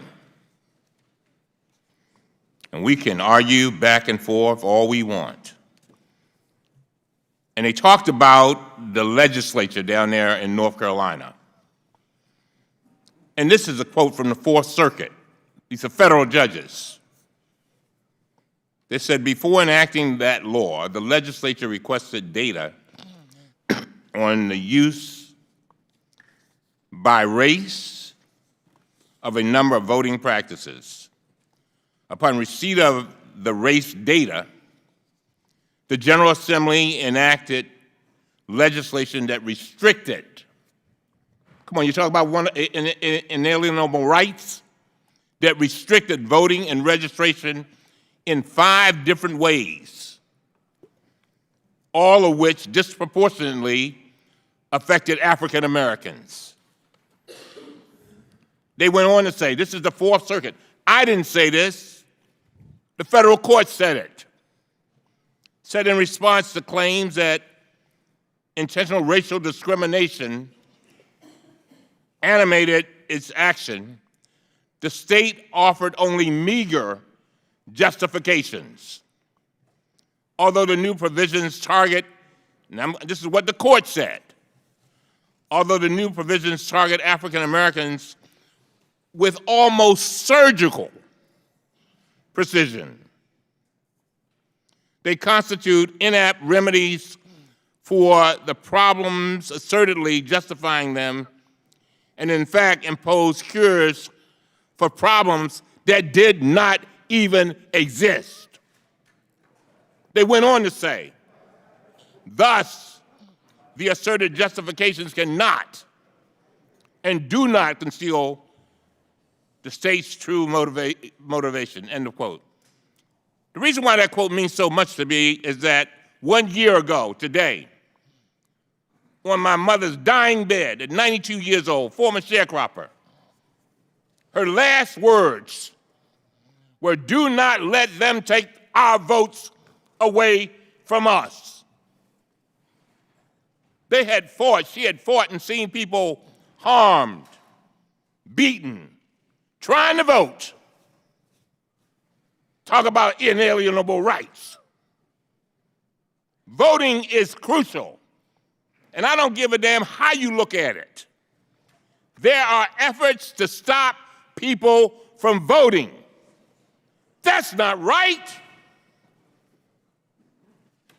This is not Russia. This is the United States of America. And I will fight until the death to make sure every citizen, whether they're Green Party, whether they're Freedom Party, whether they're Democrat, whether they're Republican, whoever has that right to vote. Because it is the essence of our democracy. And we can play around and act like it's not, and guess what? I want to be clear that when they look back on this moment 200 years from now, that there are those of us who stood up, and they'll be able to say they stood up and said, we will defend, they defended the right to vote. Because you know what the problem is? For so many people, their rights are pulled away from them, then they got to put in laws and get them back. Pulled away from them. What does that mean? They cannot progress rapidly. They cannot progress with the rest of society. And all they're trying to do is trying to control their own destiny. I'd like to just hear your comments, Ms. Hobart and Mr. Mabrani, on the Fourth Circuit's opinion. So we have seen since 2010 a number of states move efforts to shut down opportunities for people to vote. We've seen proof of citizenship laws, photo ID. We've seen early voting days repealed. We have seen states that have election day registration repealed, all in efforts to make it difficult for people to vote. A lot of this is focused on so-called in-person voter fraud, which there is a 0.0003% chance that that happens. It is a very rare thing. So what we have is all these measures that are trying to tap down on something that isn't happening out there, and the end result is we see many people purge from voter rolls and other things with the thought that they're going to be addressing something that isn't happening very frequently. And so that is a real challenge, and one that we've seen in states across the country. And the reforms in H.R.1 to put in place early voting, to deal with voting machines and so that they're working and functioning, to add poll workers where we have a real shortage in poll workers so people aren't standing in line and leaving. All of these things are put in place to help create opportunities for people to vote. Election day registration is a perfect antidote to a purge so that you can show up on election day. If you see that there's a problem, then you can register to vote and vote on that day. And that's why it's so important to be looking at these reforms. Running.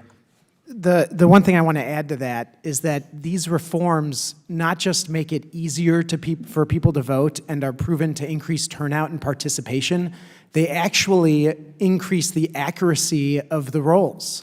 So what we're hearing as reasons not to adopt things like automatic voter registration, same-day voter registration.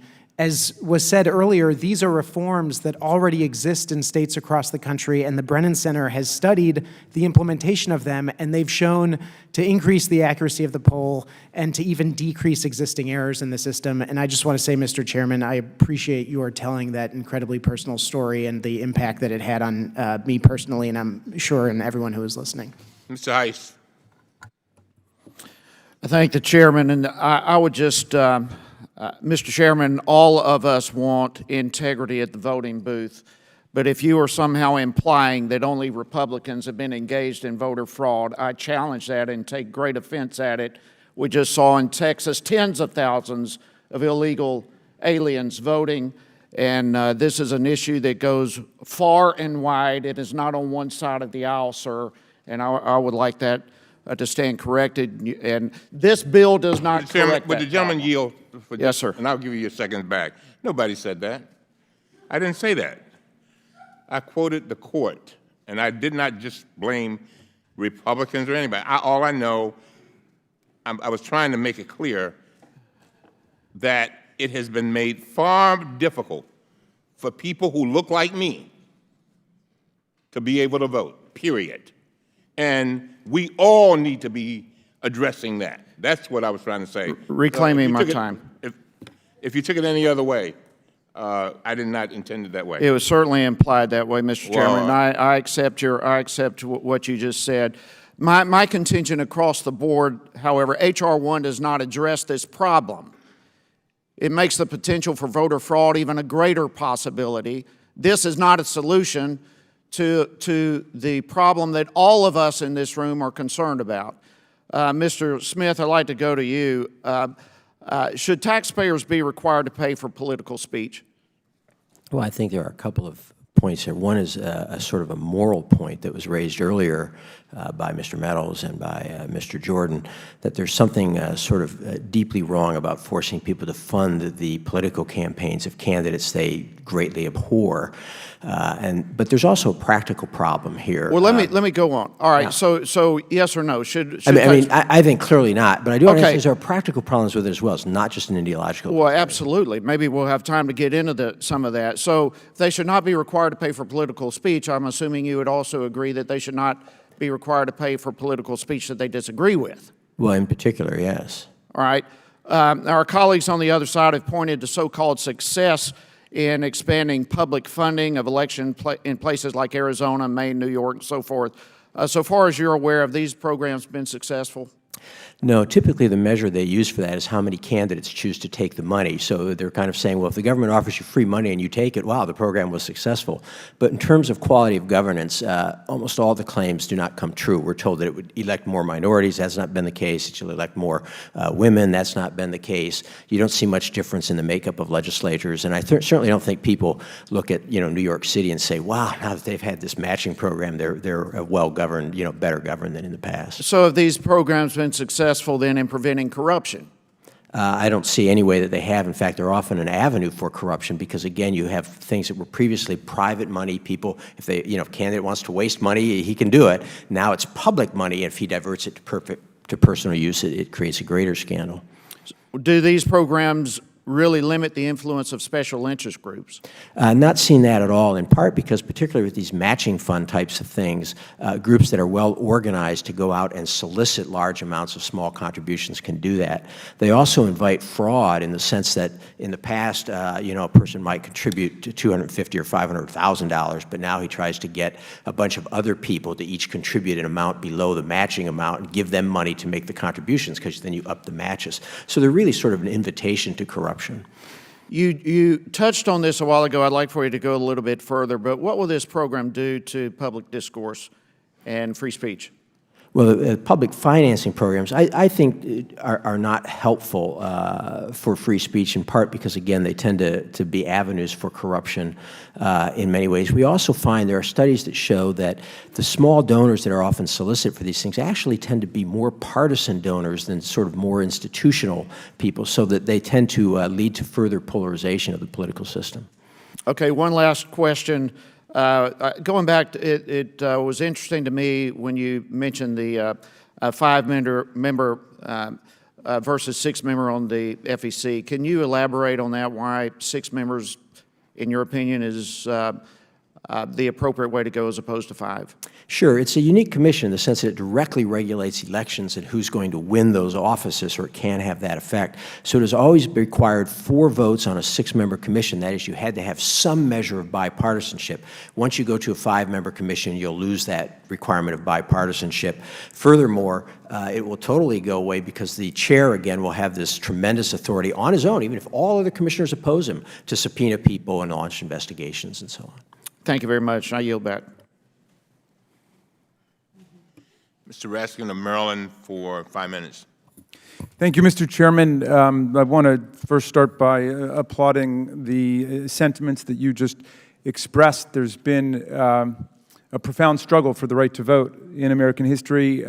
We began with the vast majority of people in our country not having the right to vote, but through political struggle and constitutional change, we have enlarged the electorate to include African Americans and to include women, to include 18-year-olds. We've dismantled the property and wealth qualifications. And at every turn, there have been forces of conservatism and reaction that have tried to stop the changes, oftentimes claiming fraud, oftentimes claiming that the people newly enfranchised weren't really truly deserving voters. And so we're seeing the same historical process reenacted right now.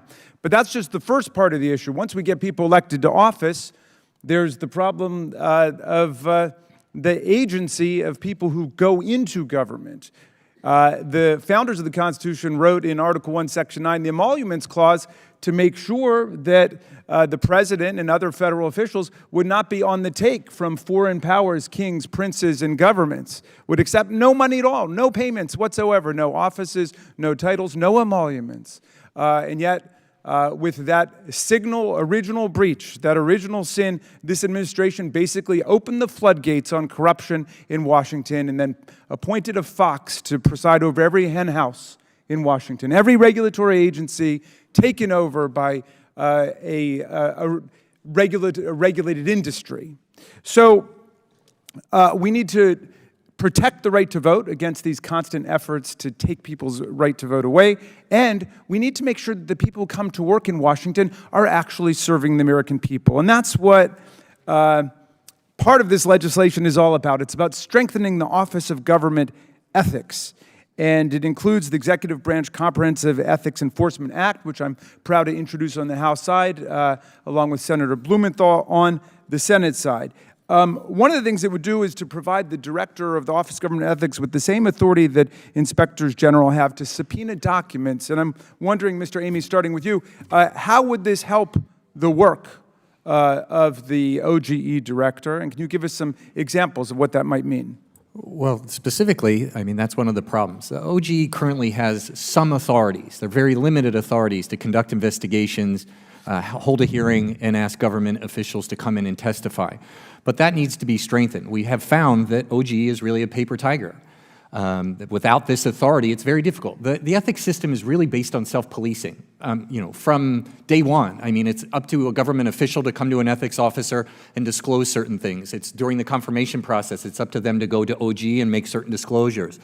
And that's where at least allowing OGE to subpoena and hold the proper investigation with the proper information in front of them will instill the fact that we're trying to get to the conflicts of interest and whatever waivers, recusals, or exemptions apply to make it more transparent so we're aware of those conflicts and we can handle them in due course. Thank you very much. Mr. Schaub, you testified before this committee in 2015 while you were the Director of the Office of Government Ethics. And during that hearing, Mr. Chaffetz, who was then the chairman of the committee, was frustrated with some of your testimony because the OGE was not doing its own investigations, and he thought it was toothless. He said, and I quote, "And I'm just suggesting that you're just shuffling paperwork. If you're just taking everything at face value and then reprinting and putting it up on the shelf, what good are you? Why should we even have you if you're not going to actually review them and hold people accountable and do an investigation?" H.R.1 would in fact give OGE precisely the authority to do meaningful investigations that Chairman Chaffetz and our counterparts on the other side of the aisle were demanding then. Isn't that right? I think that's absolutely right. At the time, I tried to explain that as a practical matter, despite the appearance of language that might look like investigative authority in the current version of the Ethics in Government Act, OGE was powerless to actually conduct any kind of investigation. This bill would change that. I wonder if you would give us a sense of this culture of corruption and lawlessness which now permeates Washington. Most people would be astounded to know that people come to Washington, go into a federal agency, not in order to pursue the common good and protect the public interest, but in order to pursue other agendas. Can you suggest from your wide experience in this field what those other agendas might be? Well, I think one of the concerns that we look at is the types of loyalties that they have. And the goal of any ethics program should be to ensure that the loyalty of the government officials is only to the people they serve and not to companies for which they previously lobbied or previously served as a high-level executive or anything like that. And Mr. Amy Lemon Committee. If I may, I think the one problem that we've seen with the ethics system is even if you look at OG's prosecution surveys, or if you would go back through the public integrity section at the Department of Justice, most of it is low-hanging fruit. I mean, most of it is low-level people that are, handling a contract or doing something. As you go up the chain of command, the ethics laws kind of dwindle off, and I truly believe it's kind of a catch-me-if-you-can system these days. I yield back, Mr. Chairman. Thank you very much. Comment for 5 minutes. Thank you. Chairman Cummings, I don't want to make it harder for people to vote.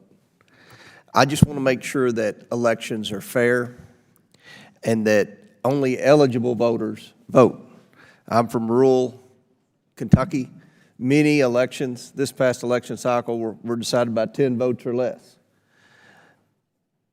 But I have a huge problem with the proposal for same-day voter registration. What I witnessed in California this past federal election cycle with the questionable ballot harvesting gave me grave concerns about the integrity of our elections and who is actually casting votes in some states that have passed this type of version of election reform. So I want to ask my first question to Mr. Smith and to touch upon what Congressman Heiss mentioned. This proposal, one of the things it does is it removes the standard of the chairman and vice chairman being from separate parties. In Kentucky, we have a board of elections, and it's split down the middle. Kentucky, it's half Republican, half Democrat. How might consolidating power in the hands of a single party and a chairman of a single party undermine the legitimacy of the Federal Election Commission? Right. But as I mentioned earlier, historically, it's required bipartisanship. There has to be some degree of buy-in from one commissioner who's identified with the other side of the aisle, and that disappears here. As we pointed out, in theory, independent commissioner doesn't need to be truly independent, but it's even worse than that, actually, because if the president simply doesn't fill certain positions, then a three-member quorum, which could be 2 members of one party and 1 independent or something, could be free to launch whatever investigations it chose past the regulations. The regulations that you pass, of course, can be terribly biased in favor of one party or the other, but also the enforcement process, the priorities you choose, how you choose to go after people, whether you choose to pursue certain folks can be very damaging. And as I pointed out, oftentimes the punishment is in the process itself. You get bad press, your resources become tied up, and this can be on charges that are very bogus, that have almost no real foundation in fact. So a partisan FEC is a very dangerous potential weapon, and it's worth noting that groups that, from time to time the FEC will get criticized. Republicans will say something like, this is a biased agency. And the very first response that always comes out of the mouth of people like some of the organizations represented down the table here is, requires some degree of bipartisanship, right? See, they themselves know that that's really the only thing that gives the agency its legitimacy, is that bipartisan makeup. Right. Following up on that, this proposal, H.R.1, also allows the general counsel to initiate an investigation without bipartisan support and issue subpoenas on his own authority. Does the bill provide sufficient checks on the general counsel to make sure this significant authority is not abused? Well, I don't think it does. I mean, there is the possibility for the Commission to override the General Counsel's actions, but if the Commission doesn't act, doesn't have time to act, for some reason or another can't muster a quorum, the General Counsel can simply plow ahead. Plus, it allows the Commissioners themselves to dodge any responsibility. They can simply not vote and let the General Counsel's recommendation move forward. And note that first General Counsel will be appointed by the chair with concurrence of 2 other commissioners. He doesn't need concurrence of 2 others for this, but those will all be people appointed by this first president president who makes that appointment. And once he's in, he can stay in indefinitely unless you can muster a majority to vote him out.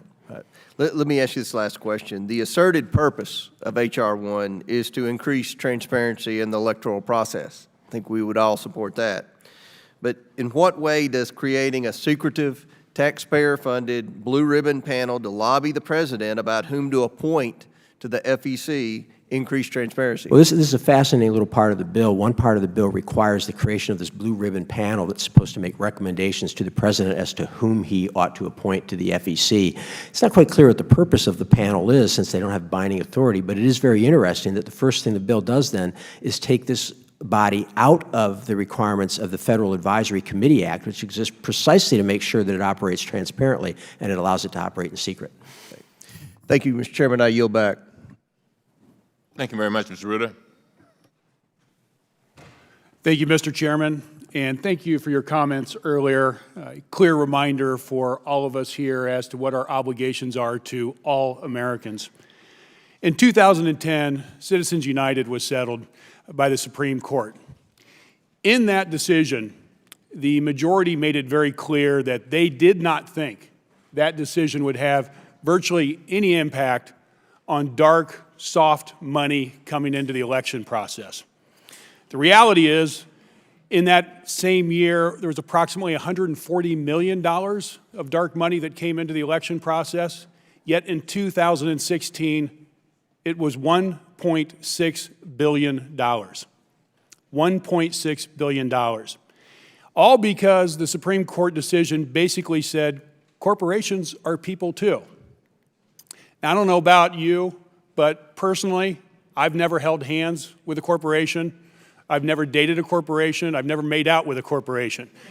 And I'm pretty sure no one else in this room has either. We know that dark money leads to undue influence at best, and at worst, outright corruption. At the end of the Constitutional Convention in 1787 in Philadelphia in Independence Hall, 11 years after the Declaration of Independence was adopted by our founders, Benjamin Franklin was exiting the building, and a citizen came up to him and asked him, Mr. Franklin, what kind of government do we have? And he answered and said, a republic, if you can keep it. Let that be a reminder to all of us as we contemplate the amount of dark money and soft money coming into our government and the ethics that can be corrupted by it, that this is something that our founders never envisioned. Now more than ever, we do need to restore decency, transparency, and responsibility by introducing ethics reforms for the President, Vice President, and all federal officers and employees. This administration has had, at best, a very awkward relationship with ethics and integrity. We must make sure that the President and his family members do not use the presidency to enrich themselves at the expense of the American people. I know every single one of my colleagues here didn't come to Congress to get rich.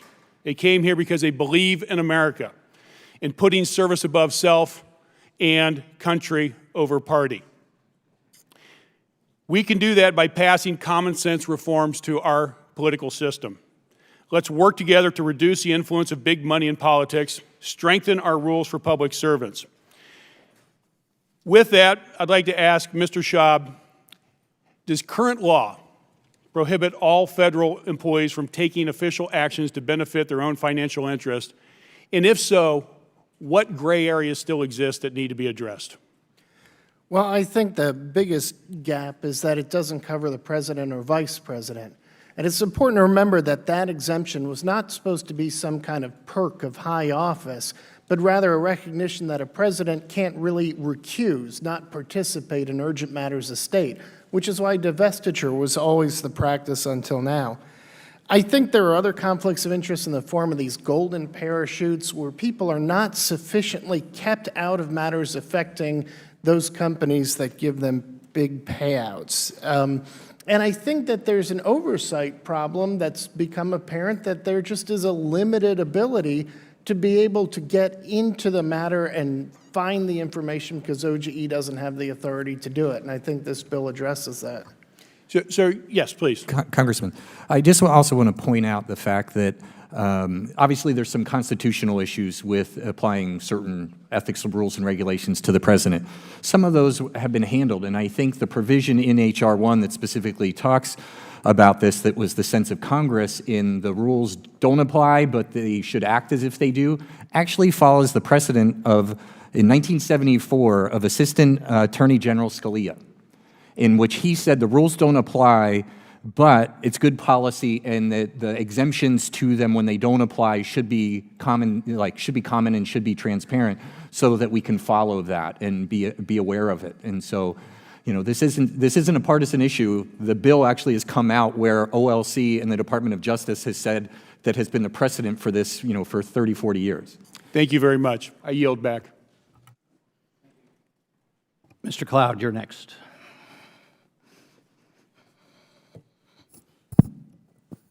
Thank you, Chairman. There's no doubt that government is broken.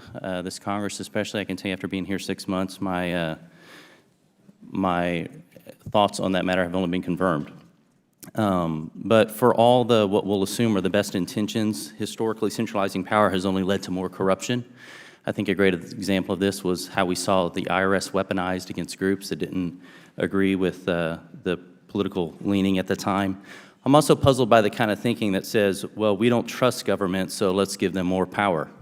I think the founders understood this in creating a federalist republic form of government. And Mr. Smith, that brings me to a question. You mentioned in your testimony, I believe I counted 28 times you mentioned the word unconstitutional.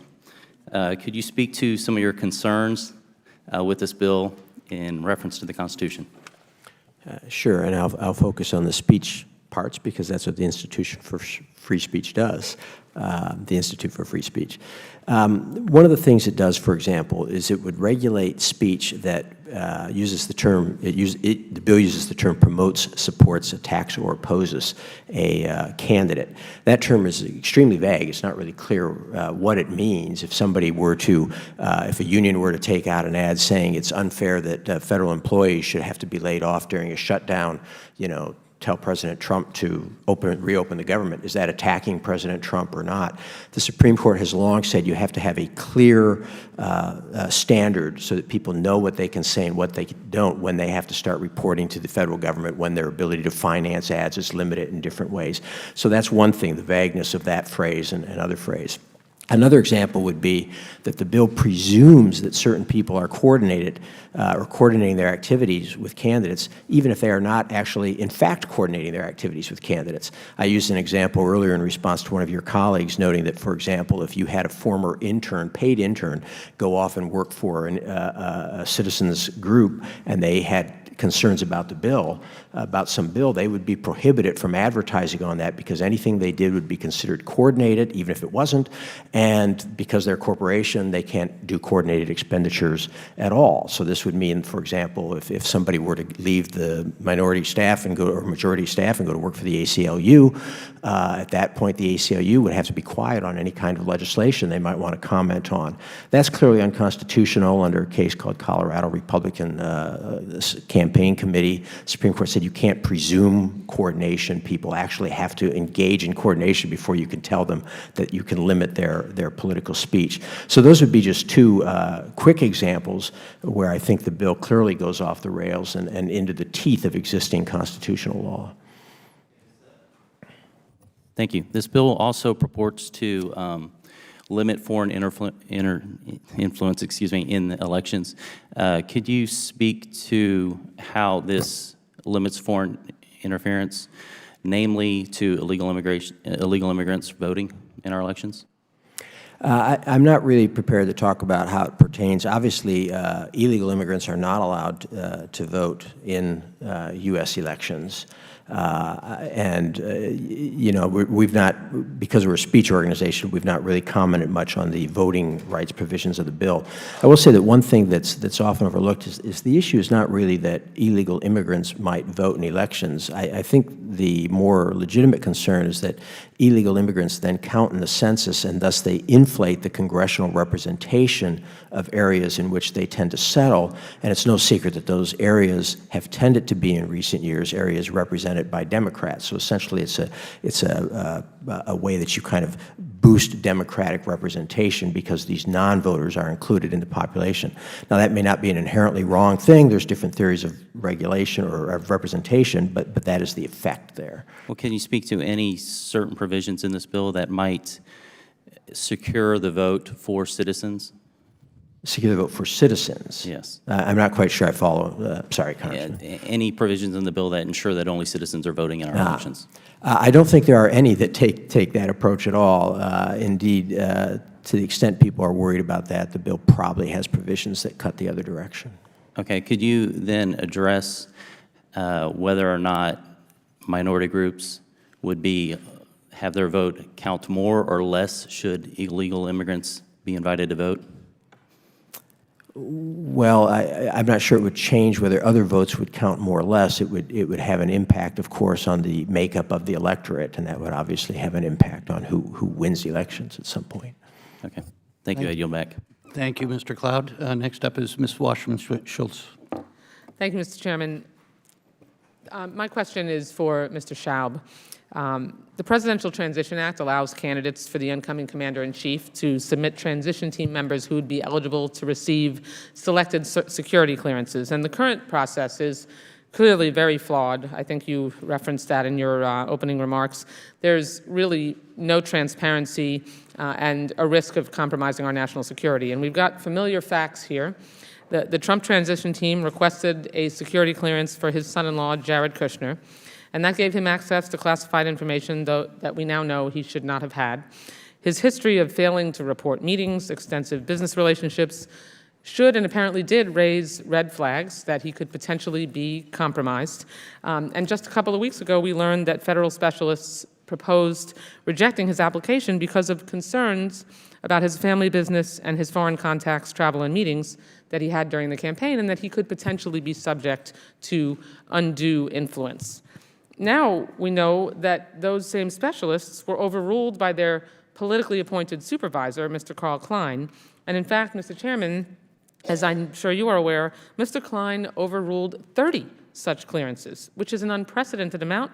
Apparently, there had only been one prior overruling through, I think, in the history of that process.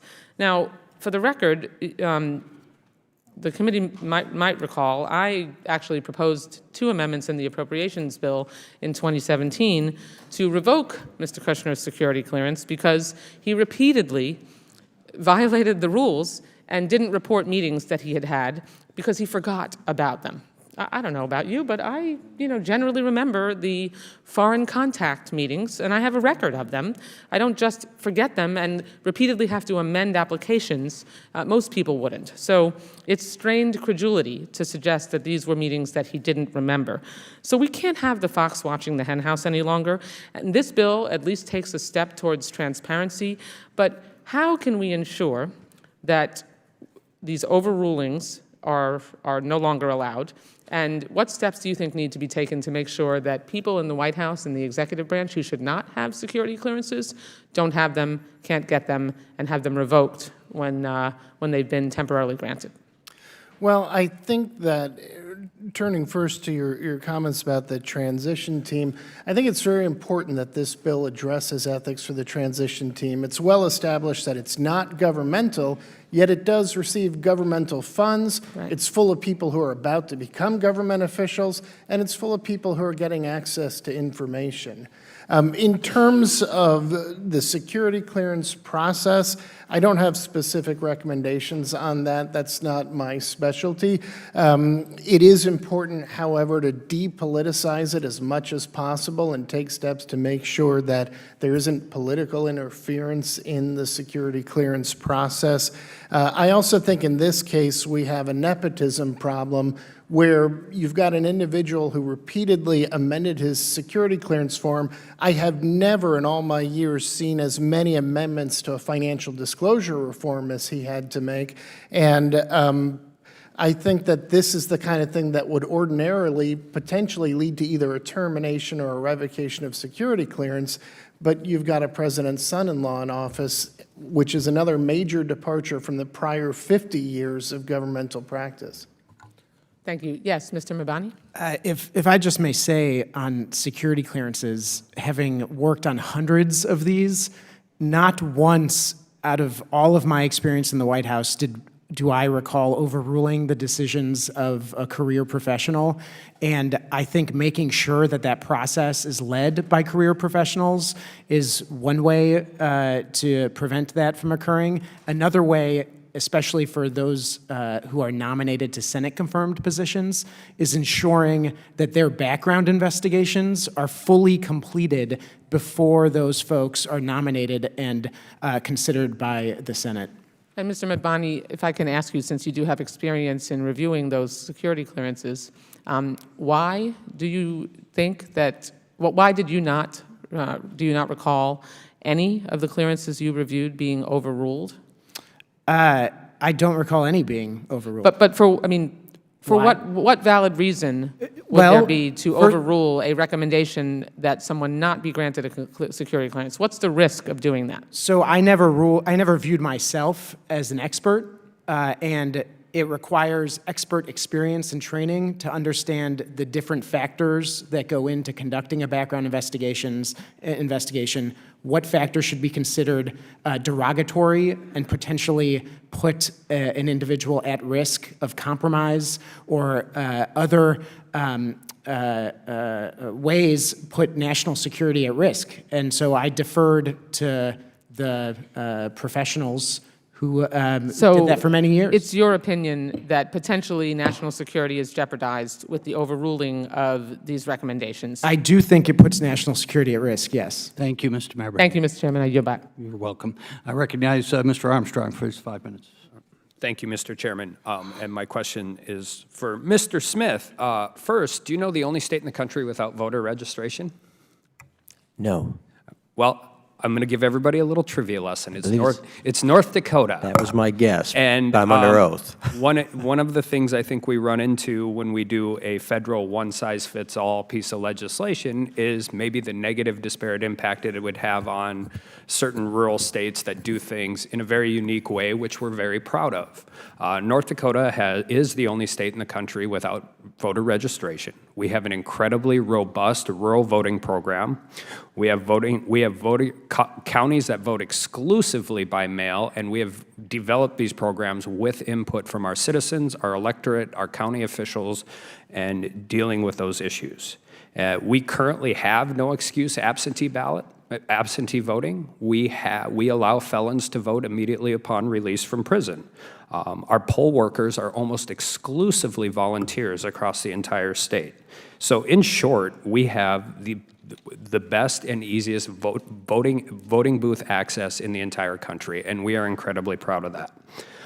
We also are set up somewhat uniquely in that we have cities, counties, legislative districts, and one very big congressional district. But we have also gone through a lot of different issues, and one of the questions I have is each of these counties interacts differently with their voters based on the resources available to them. And if I read this bill, it requires mandatory 15-day early voting. Is that correct? That's my understanding. So what if you're an exclusively vote-by-mail county? Well, I'm not sure what you mean. I mean, if you're an exclusively vote-by-mail county, you have a long period to vote generally. So in some of our counties, we actually go earlier than 15 days. Some of them we go shorter, but we have extended hours till like 10 p.m. So when we do mandatory early voting, is that required in each district or each precinct, or how? I mean, we set things up differently. Like in our larger city, we have 5 legislative districts, but our early voting is at 1 or 2 locations in that city. As I understand the bill, it would require all citizens have an opportunity for early voting. I'm not aware if it specifies all the polling locations where those have to take place. We have gone through significant affidavit reform in our state and have dealt with these issues both at the county level, the local level, and the state level. And we have worked forward to require all different forms of ID, whether they're student IDs, and created mechanisms where somebody can come to the polling place with an ID and a different address, and we just do things that way. But what we have gotten away from is the affidavit process. And the reason we have gotten away from it is we have found through a volunteer voting by an excessive, we have found that there has never been any mechanism to check a absentee ballot after it's been submitted to whichever district it is. Now, this would require the absentee ballot process to come back, or the affidavit process to come back into place, correct? That would be my understanding, yes. And and this might be a little change, but it's really important to the voters in North Dakota. So we start our early voting process, I think for military deployed overseas, it's as early as August. And we have, as I said, no excuse absentee ballots. But what we require is that our ballots are postmarked the day before the election. And in North Dakota, we really, really try to make sure the election is over on Election Day. North Dakotans don't understand how an election can change by 12, 13, 14,000 votes in the 2 to 3 weeks after an election day.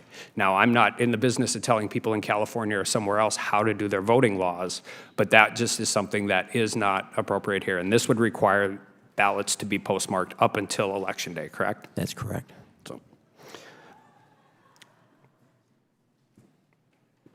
So when we are implementing laws at the federal level to deal with perceived or real problems in other areas of the country, I think we run into serious concerns about particularly rural districts who deal with these issues. Right now in our state legislature, we have a bill moving in place where county auditors and state legislators are dealing with voting precincts in particular counties, and it's a very unique North Dakota problem.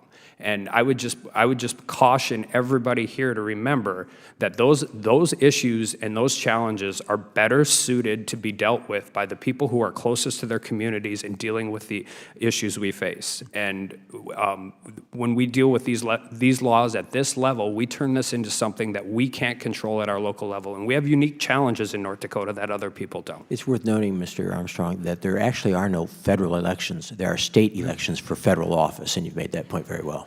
I yield back. Thank you, Mr. Armstrong. The gentleman from Maryland, Mr. Sarbanes. Thank you, Mr. Chairman. I want to thank the panel. I wish Congressman Meadows were still here because I'm delighted that he's thinking of stepping into the small donor matching system that is proposed in H.R.1. Because when you step into that system, you step into a system that is owned by the people. This is why it's in the bill.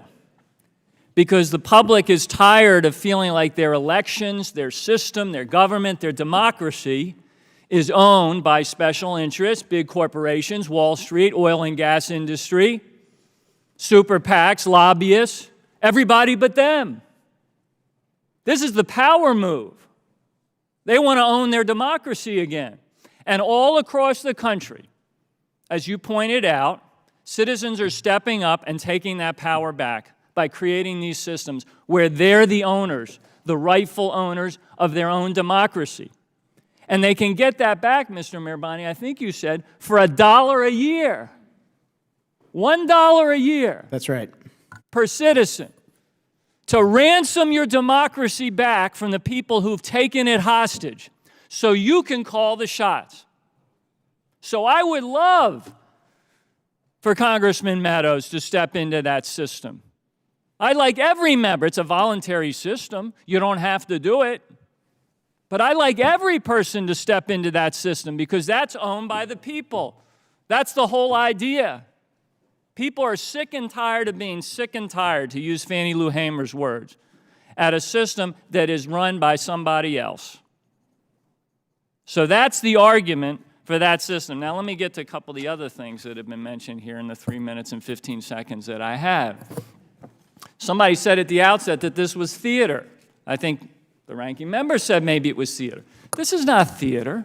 We're trying to set the table on the democracy, make people feel more empowered, like their voice counts and they're not locked out and left out of their own democracy and their own government and their own republic. That's why we're doing this.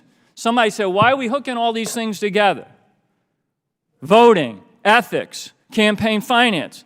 Because the people have told us, if you just do one and you don't do the others, we're still frozen out, the system's still rigged. You fix the voting stuff, but if you go to Washington and nobody's behaving themselves, that doesn't solve the problem. Or you fix the ethics part, but the system is still owned by the big money and the special interests because they're the ones that are underwriting the campaigns, then we're still left out. The system is still rigged. You got to do all of these things together to reset the democracy in a place where it respects the average citizen out there, who right now is sitting in their kitchen, they're looking at the TV screen, they're hearing about billionaires and super PACs who are making decisions inside conference rooms somewhere on K Street that affect their lives. And all they're saying is, we want back in. We're tired of sitting out here with our noses pressed against the window, looking in on the democracy that we have no impact on. That's why we're linking all of these things together, to reset the table, so the special interests aren't the ones that are calling the shots. Is voter fraud the problem? Mr. Smith would have you think so. Voter fraud is not the problem. We know the statistics on voter fraud. They're microscopic. Voter suppression is the problem.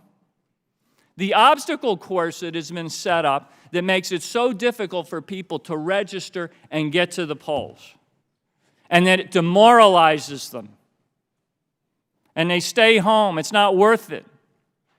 We have to fix that, as Congressman Cummings said. That's the baseline. The most powerful form of protest and engagement an American citizen has is the right to vote.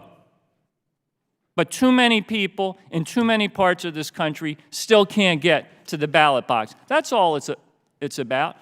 Coordination, violating free speech. We can have sensible coordination rules so that super PACs aren't coordinating with candidates and violating, the campaign contribution limits and so forth. We can do that. We can protect free speech while actually giving more speech back to people who are denied it right now. That's not a problem. We're not outing donors. The provisions of transparency in this bill are targeted to mega donors who give more than $10,000, who right now are hidden behind this Russian doll kind of structure where you can't see who it is. Who's behind the curtain? Who's putting all this money into campaigns? The public wants to know that. That's reasonable. Let them see what's happening to their own democracy and give them their power back. That's what H.R.1 is, for the people. Mr. Chairman. That's how we designed it. I yield back my time. Mr. Chairman, if I Thank you, may, because Mr. Sarbanes specifically referenced something and said that I said this in a very loud voice. I have not addressed the question of voter fraud. That's not what the Institute for Free Speech does, and I just want to make that clear, that he's imputed to me comments that I did not make. Thank you, Mr. Smith. Mr. Grothman from Wisconsin. A few questions. I'll start out with Mr. Smith again, since he's all warmed up. H.R.1's a big bill, and takes a lot of time to go through it. Do you think the public will be able to read and understand how this bill affects their ability to participate in political discourse? I'm sorry, I didn't quite catch the operative verb in that question. What was it? Do you believe members of the public will be able to read and understand? I don't think they would have the faintest idea. And again, one of the problems anytime I think you put together a 570-page sort of omnibus bill is that it becomes very hard for people to grasp what it is that's going on, including, I would just expect, members. Do you think more careful drafting could have solved that problem? Well, I think that splitting the bill up would be allow it to be considered in its component parts, and people might decide some parts are worth keeping and some are not. I do think there was a certain amount of carelessness in drafting, or again, perhaps some disingenuity. I mean, when you have a section titled Preventing Super PAC Candidate Coordination that applies to every citizen in the United States, not just super PACs, that seems to be some kind of drafting problem. Okay. Just a general question. I can't tell you, probably the most powerful special interest in every election is the media. I mean, I can't tell you how many times I'm told, you know, you can do this or you can't do that because this is the way it's going to be spun in the newspapers or spun on TV. I don't have an answer to this question, but when I look, there's a study that shows that when you look at like journalism, communication, tenure track professors, 20 Democrats for every one tenured track position. And it just dominates this building as people try to form their press releases or statements not to get in trouble with the media. Do any of you have any suggestions as to what we can do, or is it just something we're always going to have to deal with, a situation in which apparently 95% of the professors, tenure track professors in journalism and communications, where the people who, you know, determine how what we do here is reported, are Democrat in nature? Does anybody have any? Would you agree with me that it's hard to have fair elections as long as that happens? And is there anything we can do about it? It's clear, I'll go ahead and take the first stab at it. It's clear that the media has a tremendous amount of influence in elections, and they remain largely unregulated by this. And I'm not sure that you decrease that influence by putting limits on what groups of people can say and what citizens, you know, in the country operating through the groups they join can say and do. I will personally say that I've often said in the context of elections, is the current system perfect? Is it perfect to have a system in which people are relatively free to participate and give money? Well, it's not perfect, but as Churchill once said, it seems to be better than all of the alternatives. And that's somewhat true here as well. As much as the biased media may be a problem, the alternatives are probably not better. And I think this is something that each side would do very well to remember from time to time, that the world is not perfect and we're not going to have perfect elections. We try to do the best elections we can, and for most of our history, that has meant entirely unregulated elections, and I don't think we've much to show for the last 40 years of very heavy regulation. I agree with you. The government shouldn't be weighing in on regulating what people can say or what type of people are hired, but given that I assume the majority of these tenure-track people work for public universities, I just wondered if there's, I mean, a lot of people feel there's an unfairness out of there, you know, that you have to overcome not only your opponent, but the mainstream media. No suggestions as to how to deal with it. Okay, I'll go to something else, and people always ask me why we don't talk about this. The influence of money in elections. During the last administration, we had a situation in which the Secretary of State's husband was paid $500,000 on a speech in Russia. And, you know, I don't think there'd be any question if the Secretary of State herself had accepted $500,000. But do you think that we should begin to regulate the size of checks people are getting from spouses of relevant figures? Would that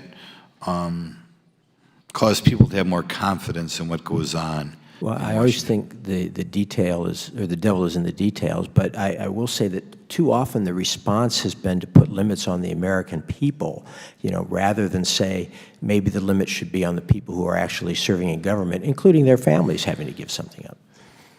Okay. Thank you very much. Thank you. Next up is the gentlelady from California, Ms. Spears. Thank you, Mr. Chairman. This is a great segue. Mr. Smith just suggested that maybe the families of people in government should have some restriction on their income. And I'd like to draw attention to Mr. Schaub, who has been of great service to our country, and to all of you for your presentations here today. But Ivanka Trump, who last I noted was the daughter of the President of the United States, has businesses. And she was granted 34 trademarks in China after her father was elected, and she became a member of the administration. These trademarks were granted during a period of economic tension between the United States and China and coincided with the Trump administration's lifting a ban on U.S. sales of technology to Chinese firm ZTE, which violated U.S. sanctions with illegal sales to Iran. Mr. Schaub, what are the risks to the American people about these kinds of conflicts of interest? Well, I think these and all conflicts of interest create the risk of a divided loyalty. The American people ought to be able to have confidence that their leaders in Washington are serving their best interests and not their own personal financial interests. I think the situation got worse when the president departed from past traditional interpretation of the nepotism law, which for 50 years, and at least, I believe, 4 OLC pieces of guidance had told presidents they couldn't do that. And the consequence has been that she's been allowed by the White House to retain the types of assets that even this White House is not allowing other people other than her husband to retain. So strengthening the anti-nepotism laws would be a key component if we're trying to clean up the mess that is in the White House right now. I absolutely think so. All right. Thank you. Mrs. Flynn, I serve on the Intelligence Committee, and I'm deeply troubled at what appears to be Russian engagement through 501c4s in this country, whether it's the NRA or other nonprofits that are created for the express purpose here in the United States to lobby on behalf of Russia as it related to the Magnitsky Act.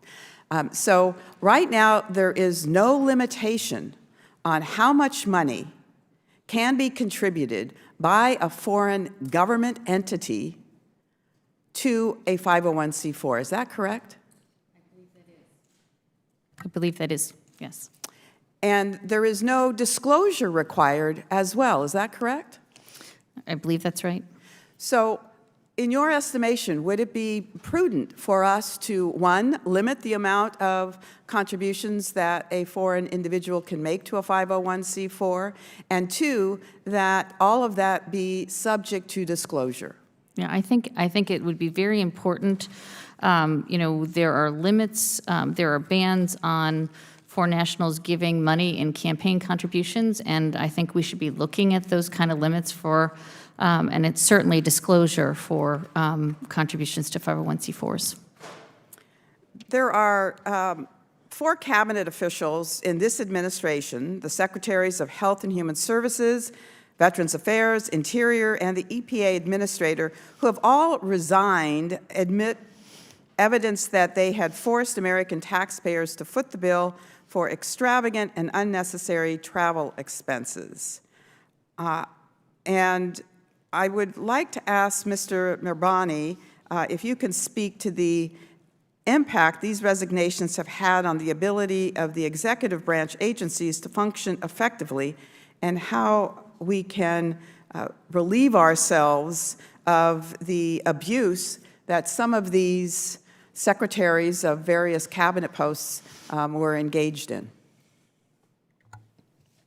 Thank you. I'm going to refer back to something that I think multiple members of this panel said earlier, which is that leadership on ethics issues really sets the tone, from my experience, for the rest of staff at an agency. And that leadership should actually be coming from the White House. And there have been multiple practices spanning multiple decades by Republican and Democratic administrations and presidents that have done just that to make sure that they are avoiding even the perception of a conflict of interest or using their position for private gain. That's a bedrock principle in our democracy. And the bill, the H.R.1, enshrines many of these practices into law, and I think would serve as a good first step for preventing some of what we've seen over the last couple of years. I yield back. Thank you. I now recognize Mr. Higgins from Louisiana.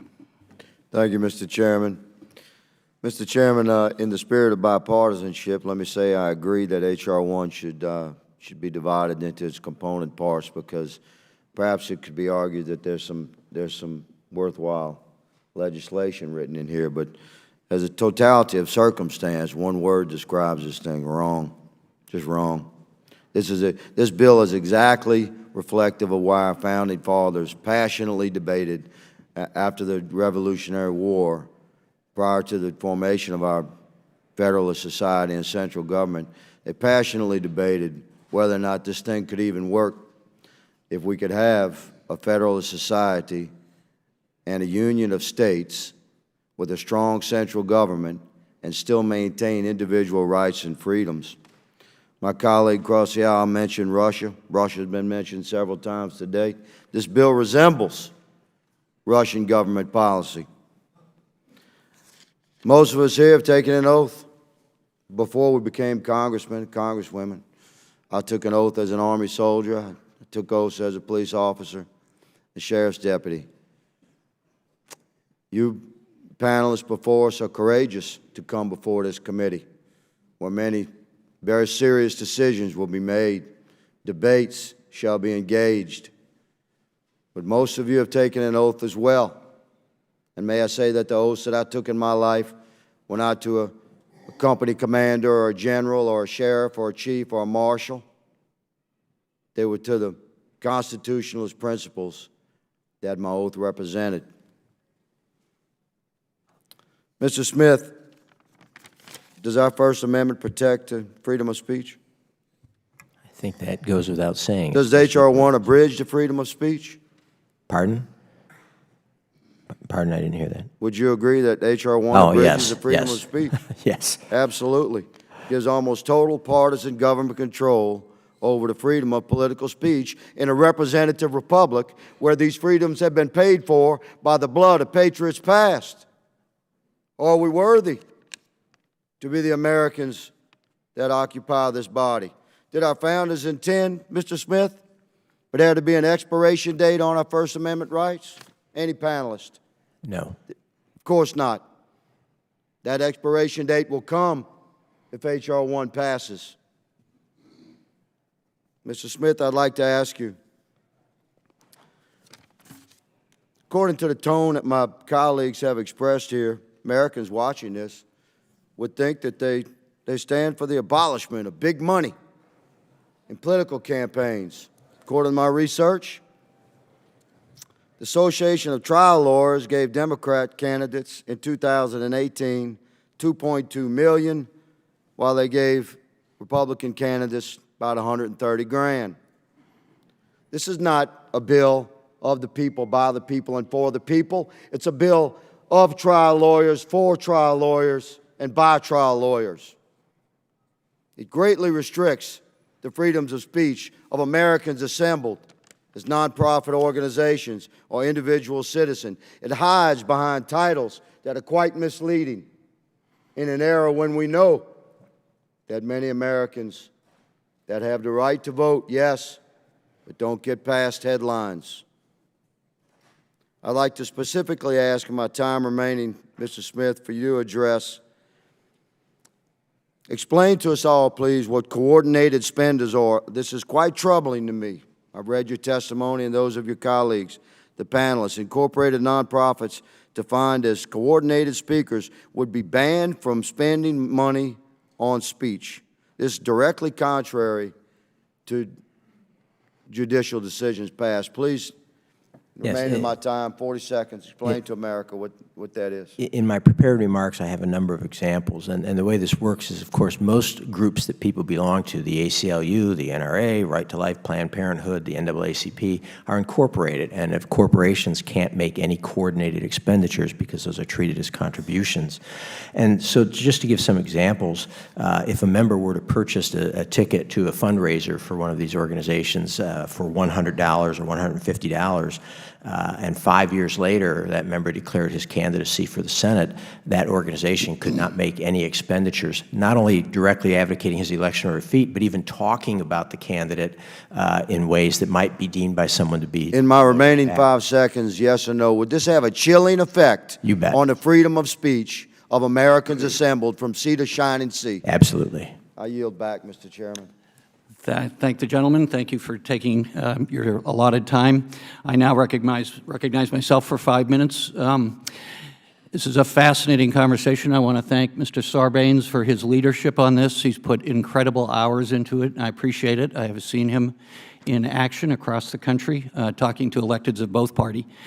What this really is about is power. Ms. Hobart Flynn in 1970, when John Gardner started your organization, a Republican who served a Democratic administration, It was about power then, it's about power now, and we've grown.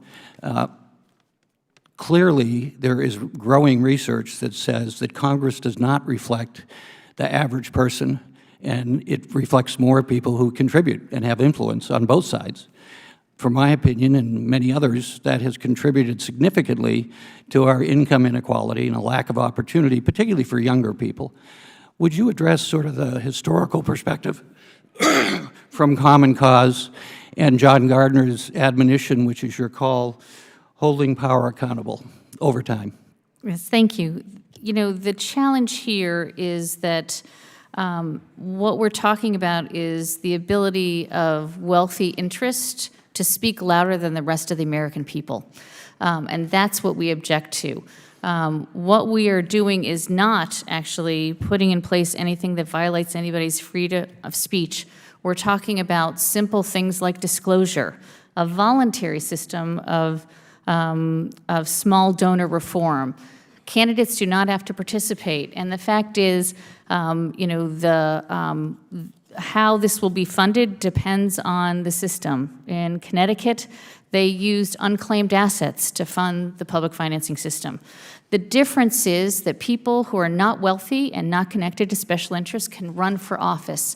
They have a competitive chance. They don't have to be connected to wealthy interests.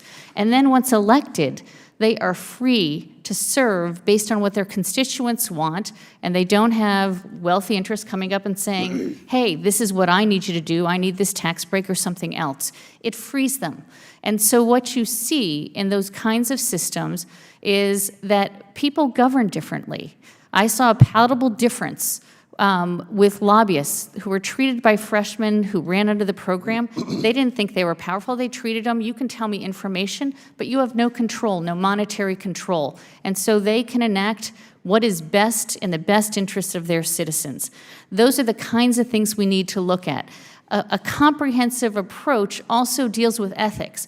So you may have this system set up that people can choose to run in or not. But if in the end they're taking money through the back door in gifts and money that goes to their businesses, they still could have corruption problems. So you need to look more broadly at these issues. You also need not only to lift the voice of small donors, but lift the voice of all Americans so that they can vote and have a voice in their democracy. And so that's why you see these voting measures that are so incredibly important to make it easier. And actually, it ends up saving money when you move to online voter registration. There are checks in place so that you're not capturing illegal immigrants in voting. So what we want to see is a chance to have, you know, independent agencies. And the Federal Election Commission is one that's flawed, that has not worked, and you've had Republicans block enforcement of the law. We need agencies that enforce the law with integrity. And so you can have things like blue ribbon commissions, like they talk about in this bill. There are other models to look at in Wisconsin with the Government Accountability Board, in Connecticut with bipartisan and independents involved. So it is a holistic approach to try and ensure that people's voices are heard in our democracy. And just editorial comment, I'm constantly reminded as a former history major, the history around us when Teddy Roosevelt talked about the malefactors of great wealth and the influence of trusts in the Congress. And what that led to is the inequality that we now rival at this point in time. Mr. Schaub, just briefly, could you elaborate on on the positive aspects of making your former position directly be able to respond to report to Congress, and some trouble we have had with OGE getting written responses that both the Republicans and Democrats have been frustrated by? Yeah, I think one of the problems is that OGE's two sister agencies, the Merit Systems Protection Board and the Office of Special Counsel, can communicate directly with Congress, but OGE has to go through the political approval process through the White House's Office of Management and Budget, which means that OGE doesn't have the ability to alert Congress of problems or give them answers to the information they're seeking. And we've seen inspectors general and those other two agencies I've mentioned use this ability to great effect to protect the government's integrity. Thank you. Yield the remainder of my time. Our next speaker is Mr. Gibbs from Texas. Thank you. Ohio. I'm Yeah, Ohio, sorry. I was going to say. Yeah. Texas is a great state, though. It's hard to miss. As is thank Ohio. you. Thank you for our witnesses. First of all, I want to say in Ohio, I think the process is working pretty good. I know Ms. Flynn talked about long lines. A number of years ago in the United States Senate, we passed some legislation, no excuse absentee ballots. Voting, you can get 30 days before the election. A lot of people are doing that. You don't, so there's we don't have lines anymore, and we don't need a federal holiday so you can go vote. You got 30 days to go vote. If you can't vote in 30 days by mail or by absentee, that just raises a lot of interesting questions about your voting, your abilities. Also in Ohio, the Secretary of State, the practice has been to send out 2 or 3 weeks before absentee ballots will be mailed out to every registered voter in Ohio, saying, hey, if you want to let us know, here's an application for an absentee ballot, send it in, we'll send you an absentee ballot. Pretty simple. Mr. Smith, going through, I got some questions here.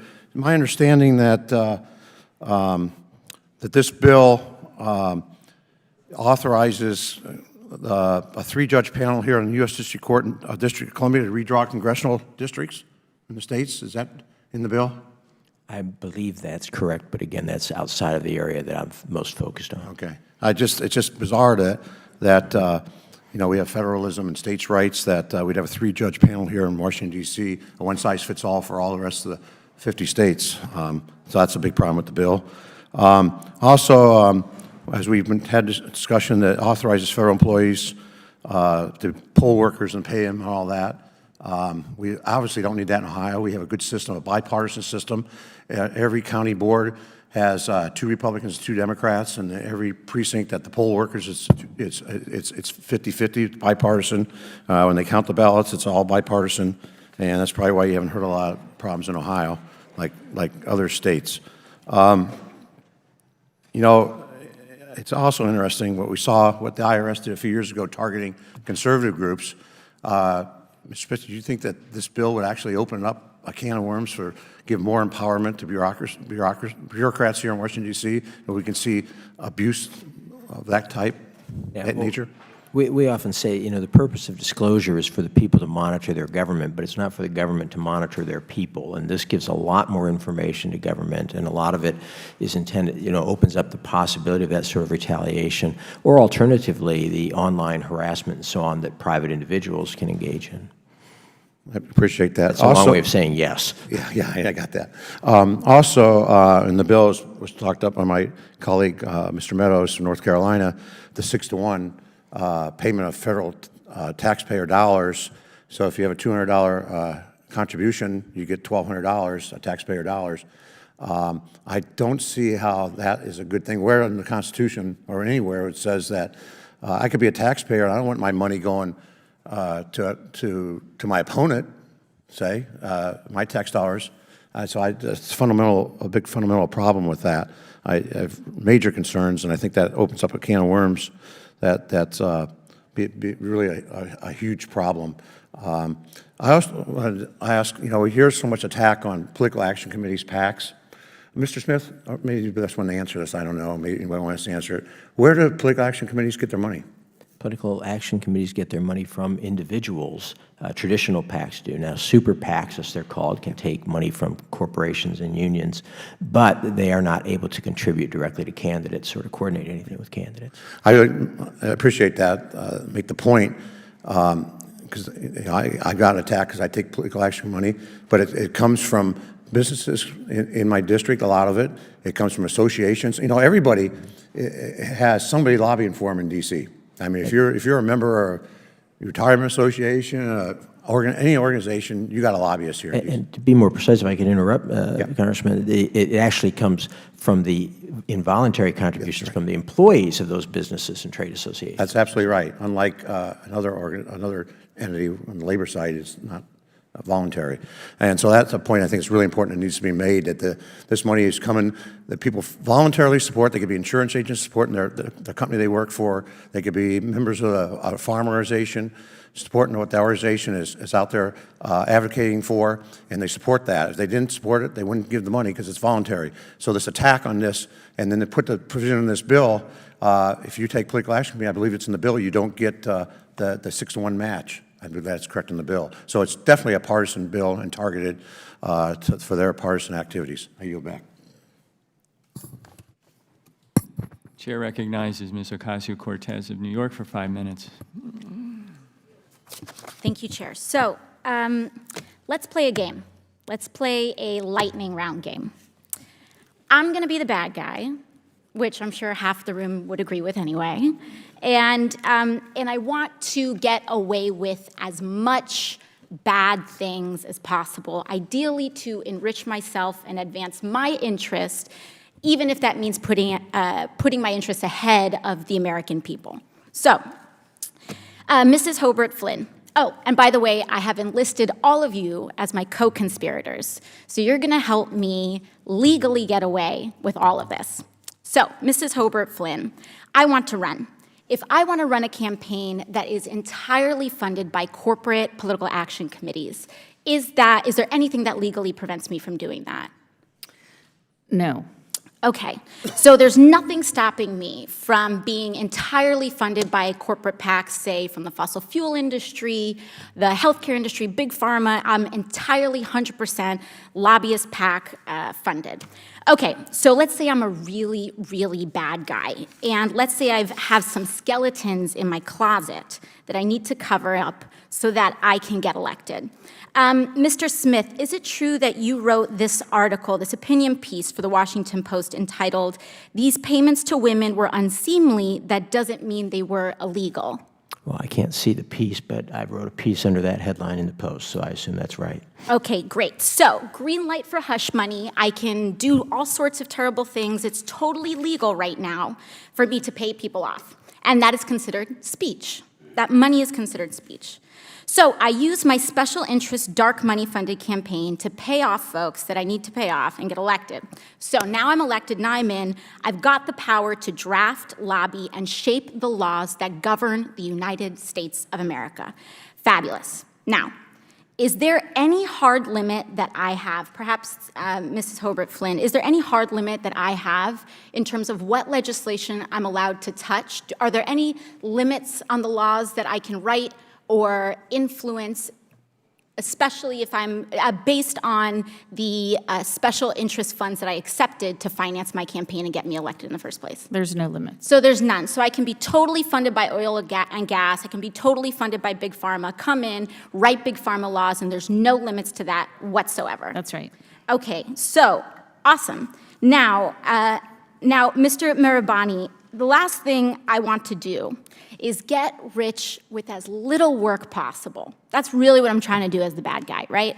So is there anything preventing me from holding stocks, say, in an oil or gas company, and then writing laws to deregulate that industry and cause, that could potentially cause the stock value to soar and accrue a lot of money in that time?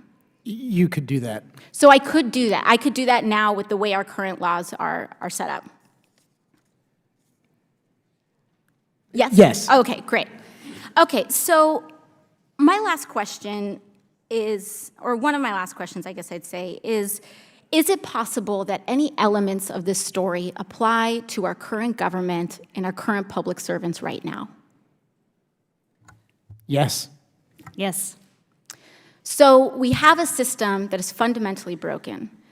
We have these influences existing in this body, which means that these influences are here in this committee shaping the questions that are being asked of you all right now. Would you say that that's correct, Yes. Mr. Marabani or Mr. Schaub? Yes. All right, so one last thing, Mr. Schaub. In relation to congressional oversight that we have, the limits that are placed on me as a congresswoman, compared to the executive branch and compared to, say, the President of the United States, would you say that Congress has the same sort of standard of accountability? Is there more teeth in that regulation in Congress on the president, or would you say it's about even, or more so on the federal?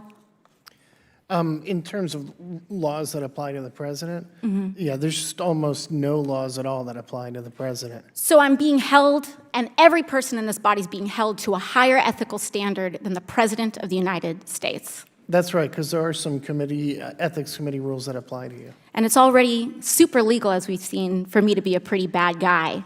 So it's even easier for the President of the United States to be one, I would assume. That's right. Thank you very much. Mr. Roy of Texas is recognized for 5 minutes. Thank you, Chairman. Mr. Smith, I wondered if you might have any comments on the questioning by my colleague from New York. You seem to have a few notes you're writing down. Anything you want to say after that discussion?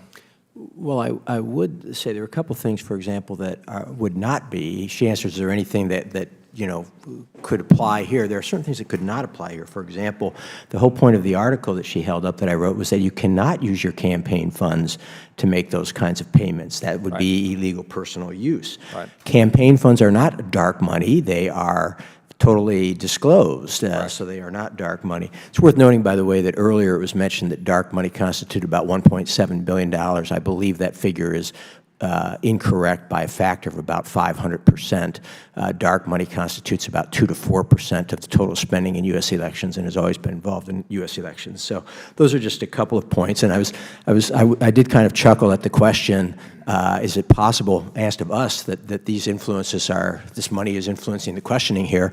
To that, I'd say that's something you have to ask yourselves if you're being influenced and see what you think. If you are, you might question yourselves. If you're not, you might question this hearing. A couple of questions about super PACs, as they are often referred to. Are federal candidates allowed to coordinate directly with a super PAC and/or have anything to do legally with its formation? No, they are not at the current time. No.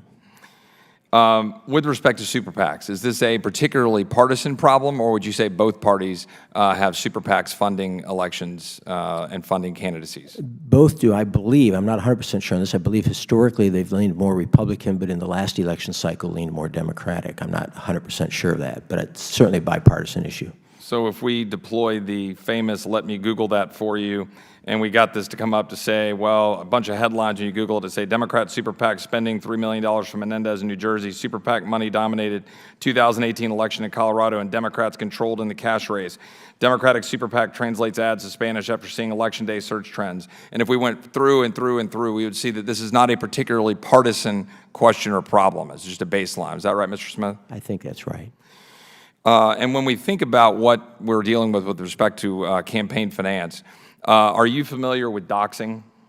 In the sense of outing people online, that's what you're referring to, yes, generally. So, for example, are you familiar with a Twitter account called Every Trump Donor? No, which I'm not. tweeted out one by one the names, hometowns, occupations, employers, people who contributed as little as $200 to the president's campaign, each tweet following a particular formula.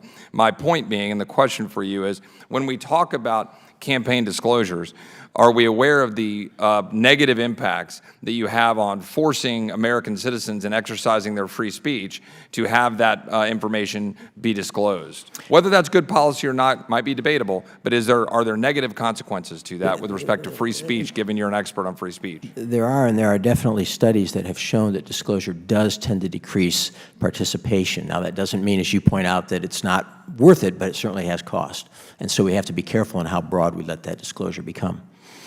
Thank you. Mrs. Hobart Flynn, just a quick question. Did I hear correctly earlier in one of your exchanges with one of my colleagues here that you consider proof of citizenship as one of the barriers to voting or one of the obstacles for people to be able to vote? A proof of citizenship. Is that one of the ones you outlined? Yes, that it's appeared, it is used at many polling places that people just attest to that. To have to come up with the paperwork is a burden for many Americans. As well as you outlined photo ID, early voting changes, if you're restricting early voting from being longer to shorter, and election day registration. That's the position. And the reason I ask is because when we look at obstacles to voting, we know that the Voting Rights Act was a paramount piece of legislation to ensure people have access to the polls. We also know that the Voting Rights Act ran into constitutional problems in Shelby County versus Holder for very good reason. If you look at what the majority wrote, the Voting Rights Act of 1965 employed extraordinary measures to address an extraordinary problem. In the face of unremitting and ingenious defiance of citizens' constitutionally protected right to vote, Section 5 was necessary to give effect to the 15th Amendment in particular regions of the country. This is South Carolina v. Katzenbach. And today, this is now Justice Thomas writing in a concurrence, today our nation has changed. The conditions that originally justified Section 5 are no longer characterized voting in the covered jurisdictions. Mr. Smith, are you aware that in this legislation, there's an attempt to bring Section 5 back with respect to preclearance? And could you comment at all on that and what that might mean? As we're out of time, I'll just note that yes, that is true, and I think the Supreme Court's concern was that the formula applied from data from 1964 and simply needed to be updated to reflect modern realities, and this bill, I don't believe, makes any effort to do that. That is correct. Thank you. Congresswoman Presley of Massachusetts is recognized for 5 minutes. Thank you very much, Mr. Chairman. This has been a very interesting hearing. Charges of radicalism, accusations of motives of partisanship, but never a peep or outrage about partisan gerrymandering, which has benefited your party for decades. That is really convenient and rich and hypocritical. H.R.1 has been described as a wish list by the Democrats. Well, you've got us there. A wish list for an inclusive, expanded democracy and electorate. Characterizations of H.R.1 as a power grab. You got us again, guilty. We wouldn't have to grab back the power for the people if through policy you weren't complicit in or perpetuating the disenfranchisement and marginalization of the people, and disproportionately people of color, and disproportionately Black people. Representative John Lewis reminds us that if your vote didn't matter, they wouldn't work so hard to take it from you. This is the House of Representatives. We are sent here as representatives of our districts and a greater democracy. And at the core of democracy and the root word of demos is to engage more voices, and to empower them in this democracy. I am really at a loss for words. I am embarrassed and hurt by the dog whistles, by the vitriol and the venom in this space, and the smugness. It is stunning and unconscionable. Disappointment and outrage about a federal holiday for Election Day, early voting and mail-in voting, the rights of formerly incarcerated restored. According to the Sentencing Project, 6.1 million Americans have lost their right to vote due to felony disenfranchisement laws, laws that disproportionately impact communities of color. Ms. Flynn, the United States ranks 26 among the lowest of all established democracies around the world in voter turnout. Certainly belies characterizations of American exceptionalism.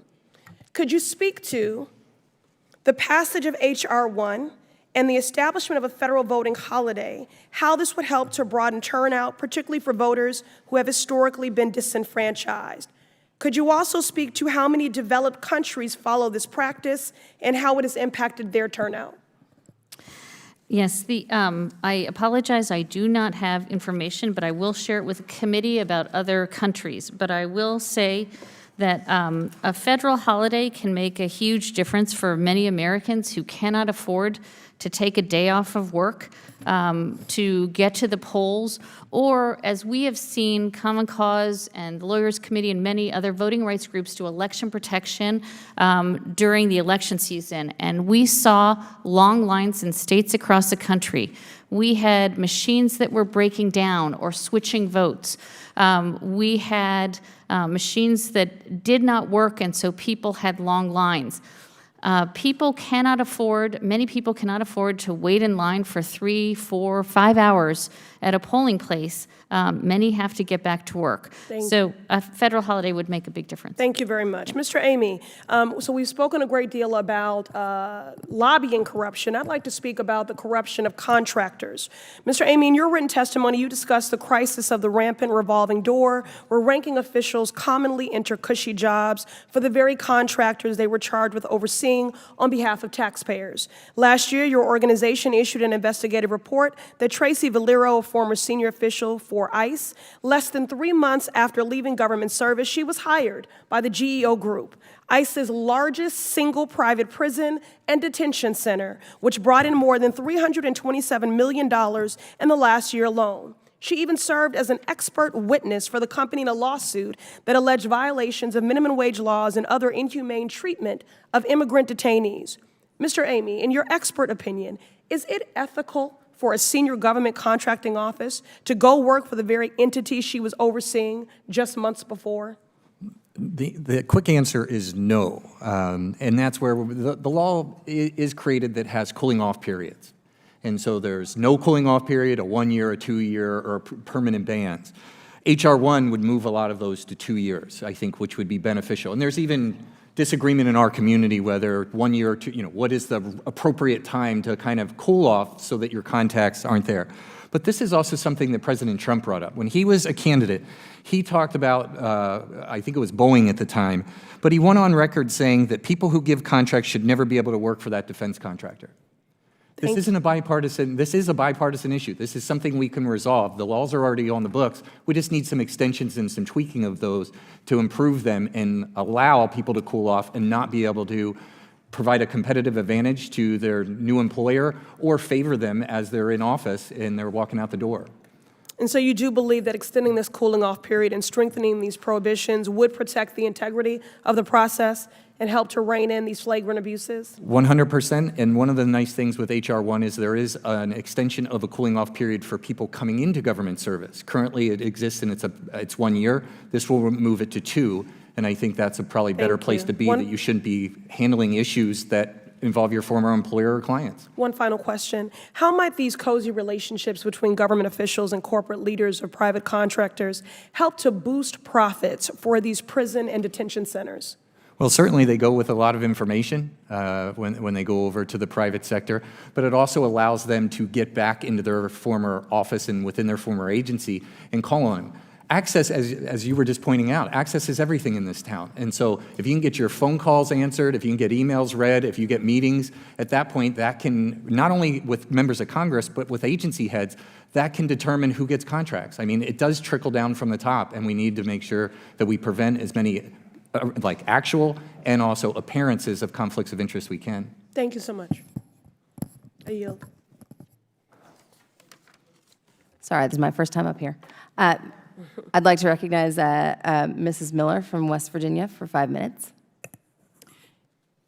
Thank you, Madam Chairman. To all of you, thank you so much for being here today. Mr. Smith, in your testimony, you discussed the language utilized by groups that mention either federal candidates or elected officials, which promotes, attacks, supports, or opposes, otherwise known as PASO. It is my understanding that H.R.1 uses this highly subjective qualifier as a standard for all communications. With that in mind, given the broad use of PASO in H.R.1, what kind of chilling effect do you believe this will have on free speech in our country? Well, I think it will have a substantial chilling effect, and I think that's why the Supreme Court, in a number of opinions dating back for almost a half a century, has said that the standards used to regulate speech have to be clear and closely tied to elections, that this kind of vague standard does not work. For a long time, it used a standard of express advocacy. You had to say vote for, vote against, support, defeat. Later, the court expanded that a little bit to anything that was susceptible of no other reasonable meaning than a request to vote for a candidate, and even then, only if it aired within 60 days of an election. So I think this kind of broad standard is almost certainly unconstitutional, and it's unconstitutional precisely because it chills so much speech that goes outside of efforts to elect candidates, our ability just to talk about issues and civic affairs. Well, that pretty much leads into my second question, which was what impact would the passage of this legislation have on those groups that are not political but may put out policy-oriented communications? It would be very serious, and I've given a number of examples in the written testimony. I just say that I should add to this, of course, that the bill includes personal liability for officers and directors of some of these organizations. So you'd almost have to be crazy to let your organization get anywhere close to this promote, support, attack, oppose standard. And again, what does that mean? As I suggested, again, a government union might take out an ad maybe in a month, right, or 3 weeks from now saying, don't let President Trump, we shouldn't have to pay because he wants his wall in Mexico, so tell him to reopen the government. Is that an attack on President Trump? I think that's the kind of thing that folks would not know and would make people very hesitant to run that kind of ad. So it is a personal risk as well. Yes. Yes, not only a risk. Plus, it would be a risk, by the way, as well to the tax status of some of the organizations involved. Many of these organizations might have some type of tax status. 501c3 organizations would have to be very careful because if they engage in speech that is now defined as political speech, 501c3 organizations can't engage in political speech. They would jeopardize their tax-exempt status. So that's another reason that these organizations would stay far clear of commenting on any kind of public issue. Thank you very much. I yield back my time. Will the gentlewoman yield? I yield to, wait, who asked that? Carol. Yes, I yield. I thank the chairman. I thank the chairman. I wanted to come in and actually, Ms. Flynn, want to come to you briefly. You're a nonpartisan group, is that correct? Yes, it is. All right, Mr. Schaub, you are here representing Crew, is that correct? Yes. You're a nonpartisan group? Yes. So is there anything to be learned by your board members and who they contribute to? And because you say you're nonpartisan, yet, Mr. Schaub, if I look at all your board and who they contribute to, I think the lone donation to a Republican was $250 to John McCain, but yet hundreds of thousands of dollars from your board members to all kinds of Democrat operatives and causes across the way. So is there anything to be drawn from your board supporting those causes to suggest that you're partisan or not? No. No, and all right. And they don't so I'm confused a little bit, Mr. Schaub. If we can't draw that conclusion, then how in the world can we draw conclusions about other related entities in the government based on their association or lack thereof of other individuals? Entities in the government? Yeah. I mean, you're making all kinds of accusations that, with the chairwoman's permission, let me finish the one question very quickly. So in that, your board is inherently left-leaning based on their political contributions. And you're saying that that has no input or direction on what your organization stands for. Is that your sworn testimony here today? It's a nonpartisan group, yes. All right, I yield back. Mr. Conniff from California is recognized for 5 minutes. Thank you, Madam Chair. I want to thank John Sarbanes and Chairman Cummings for their leadership. Mr. Smith, you're a student of history, I can tell. So I want to read you a quote and see if you can guess which president said this. It is well to provide that corporations shall not contribute to presidential or national campaigns, and furthermore, to provide the publication of both contributions and expenditures.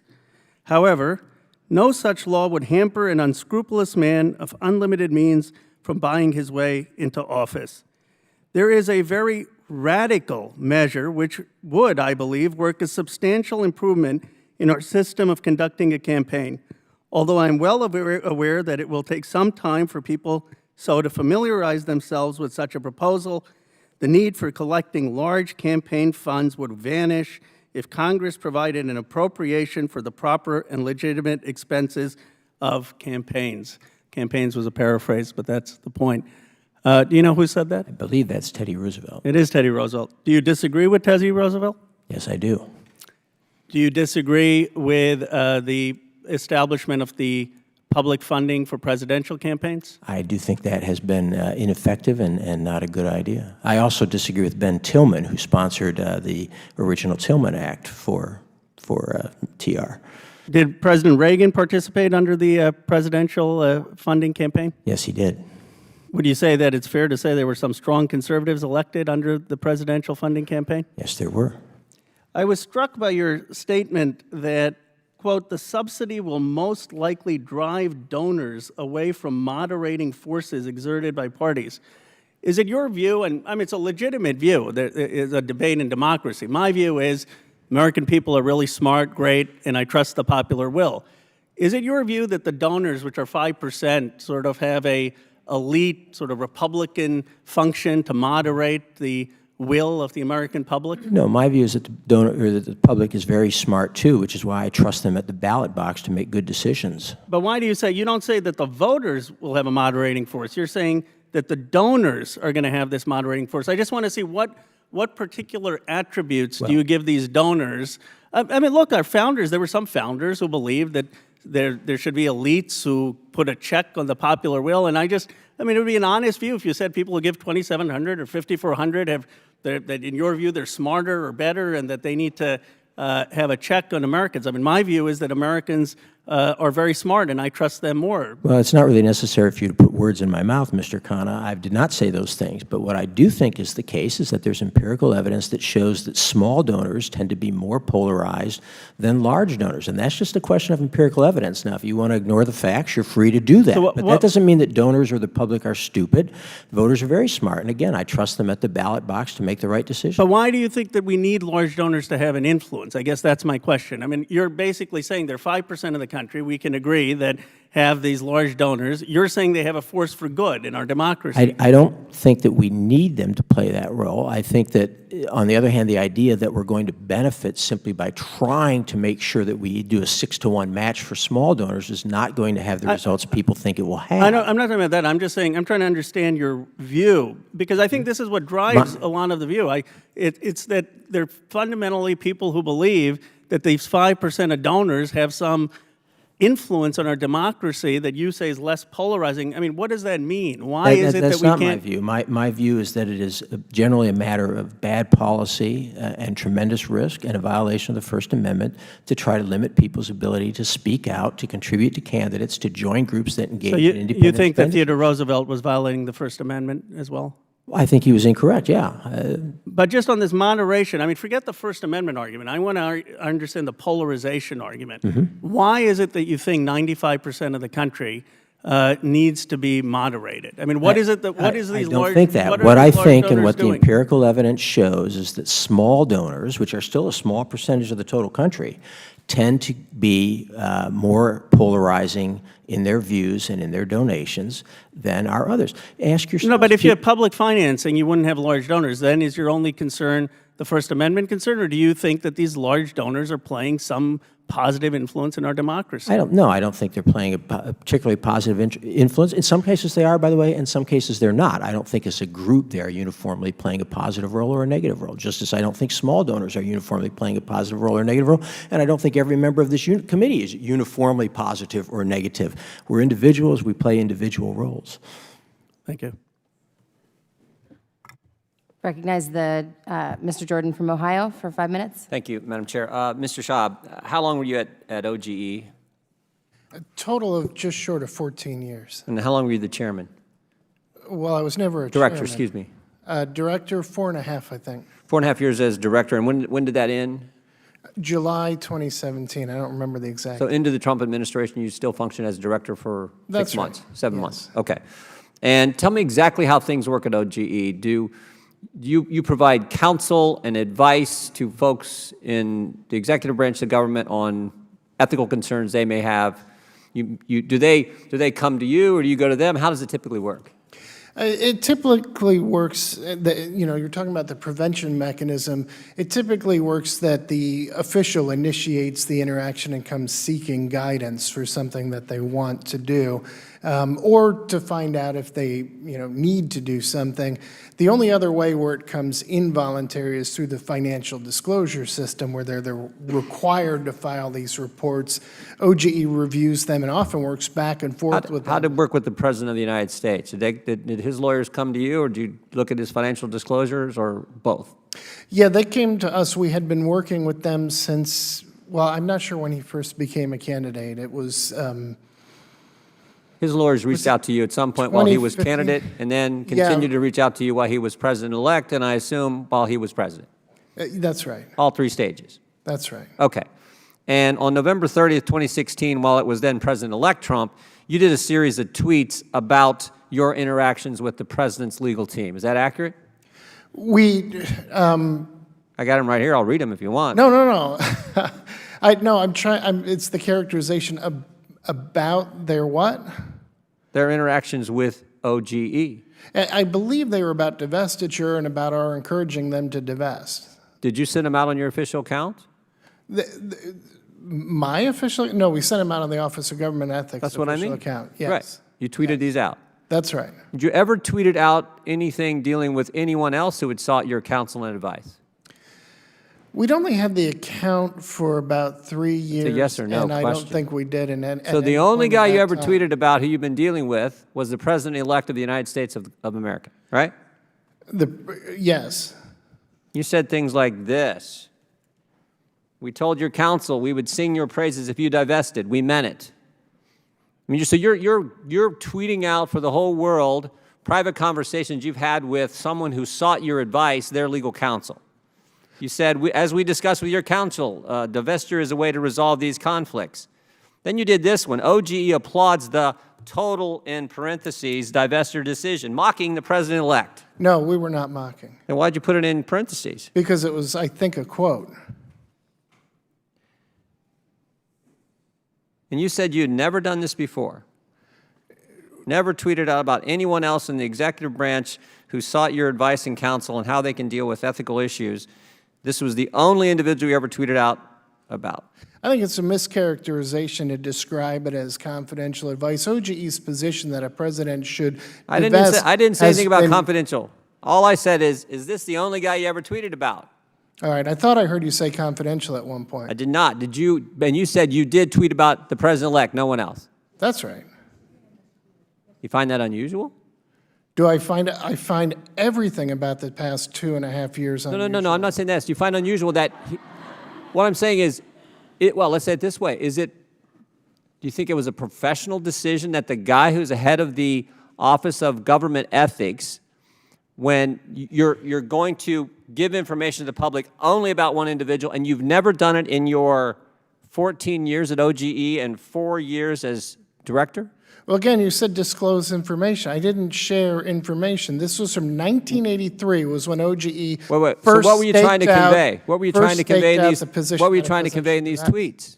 That the president should divest, as OGE had been saying. Well, couldn't you just tell his lawyers? 1983. We did tell his lawyers. Well, then why'd you tweet about it?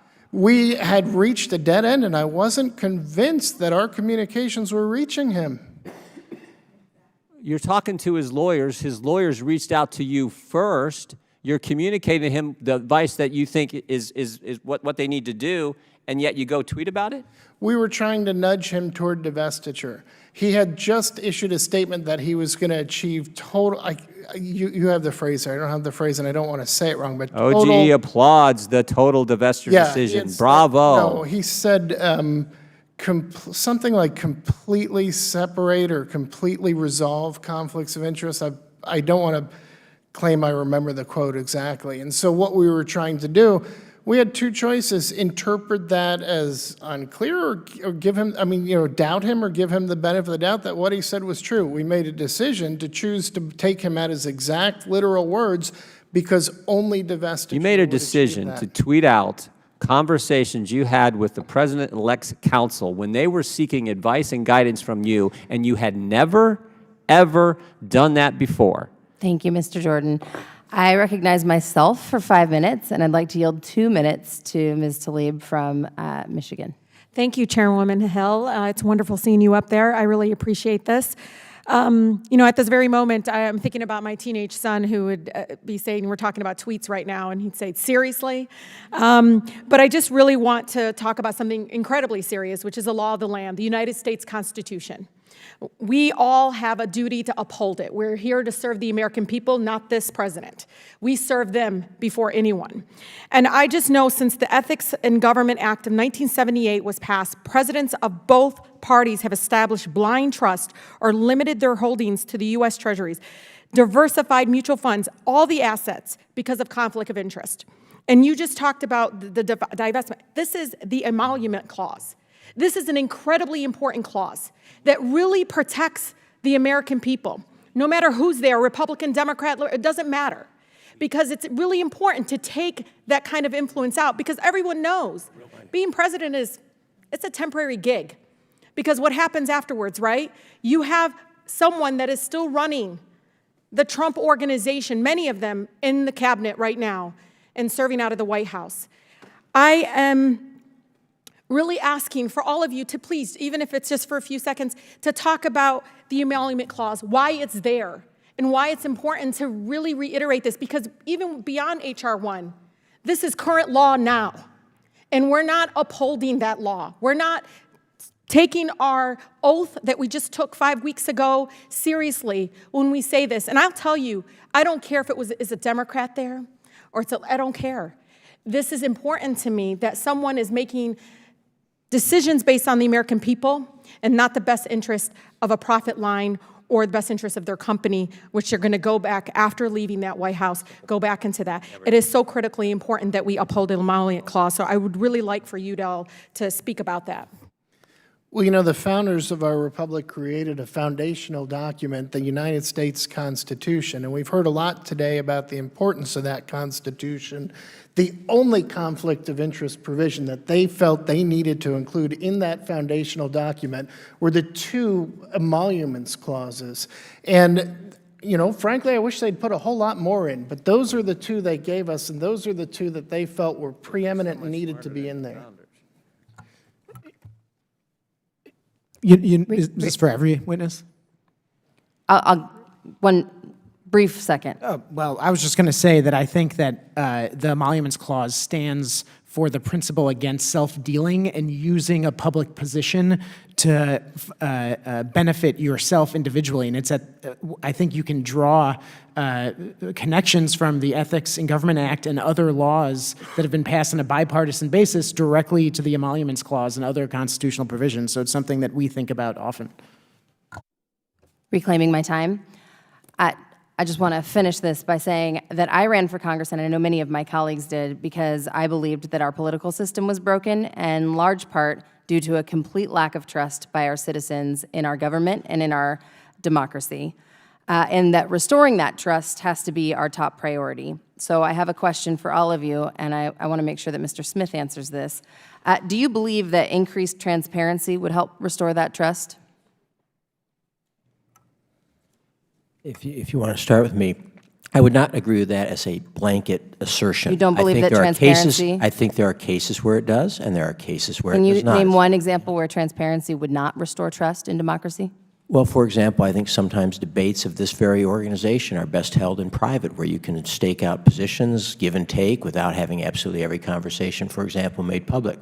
I think, for example, that if people contribute small amounts to grassroots organizations, no, the public doesn't need to know that, and the harm outweighs the benefits, the threats to people, and the fact that they often withdraw from political participation. So it's a case-by-case matter. I'm not suggesting in any way that people need to hear every conversation. I'm saying the general mechanisms of transparency that we're asking for here in this bill.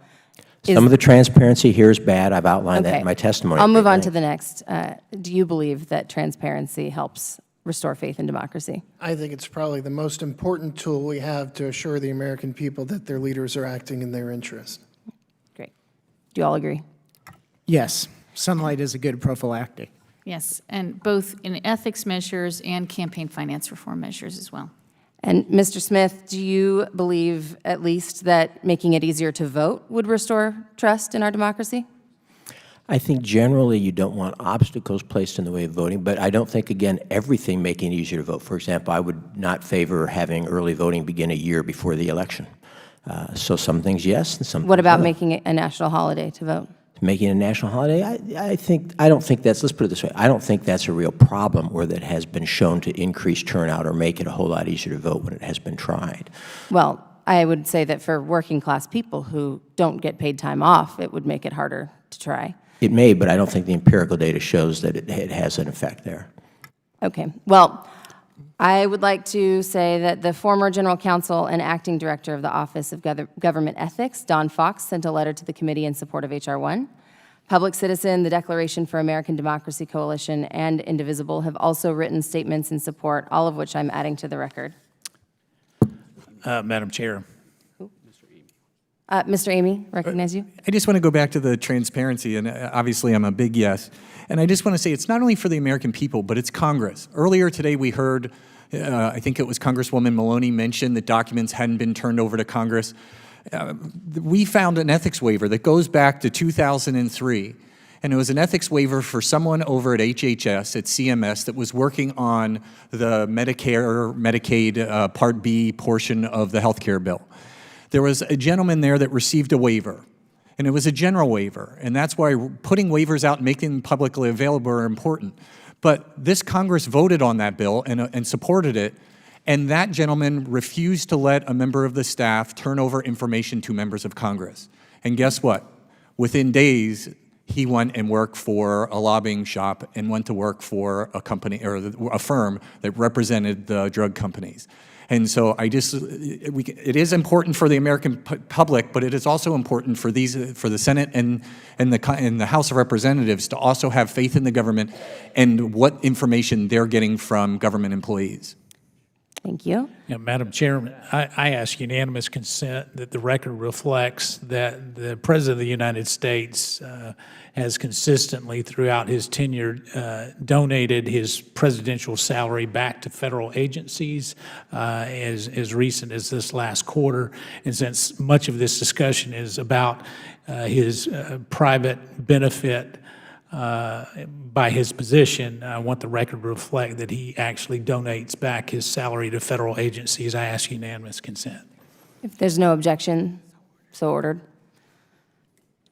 I would like to close by thanking all of our witnesses again for participating today. It was helpful to hear the expertise of our witnesses and why Congress should take action on H.R.1. H.R.1 is a comprehensive package of reforms that we desperately need.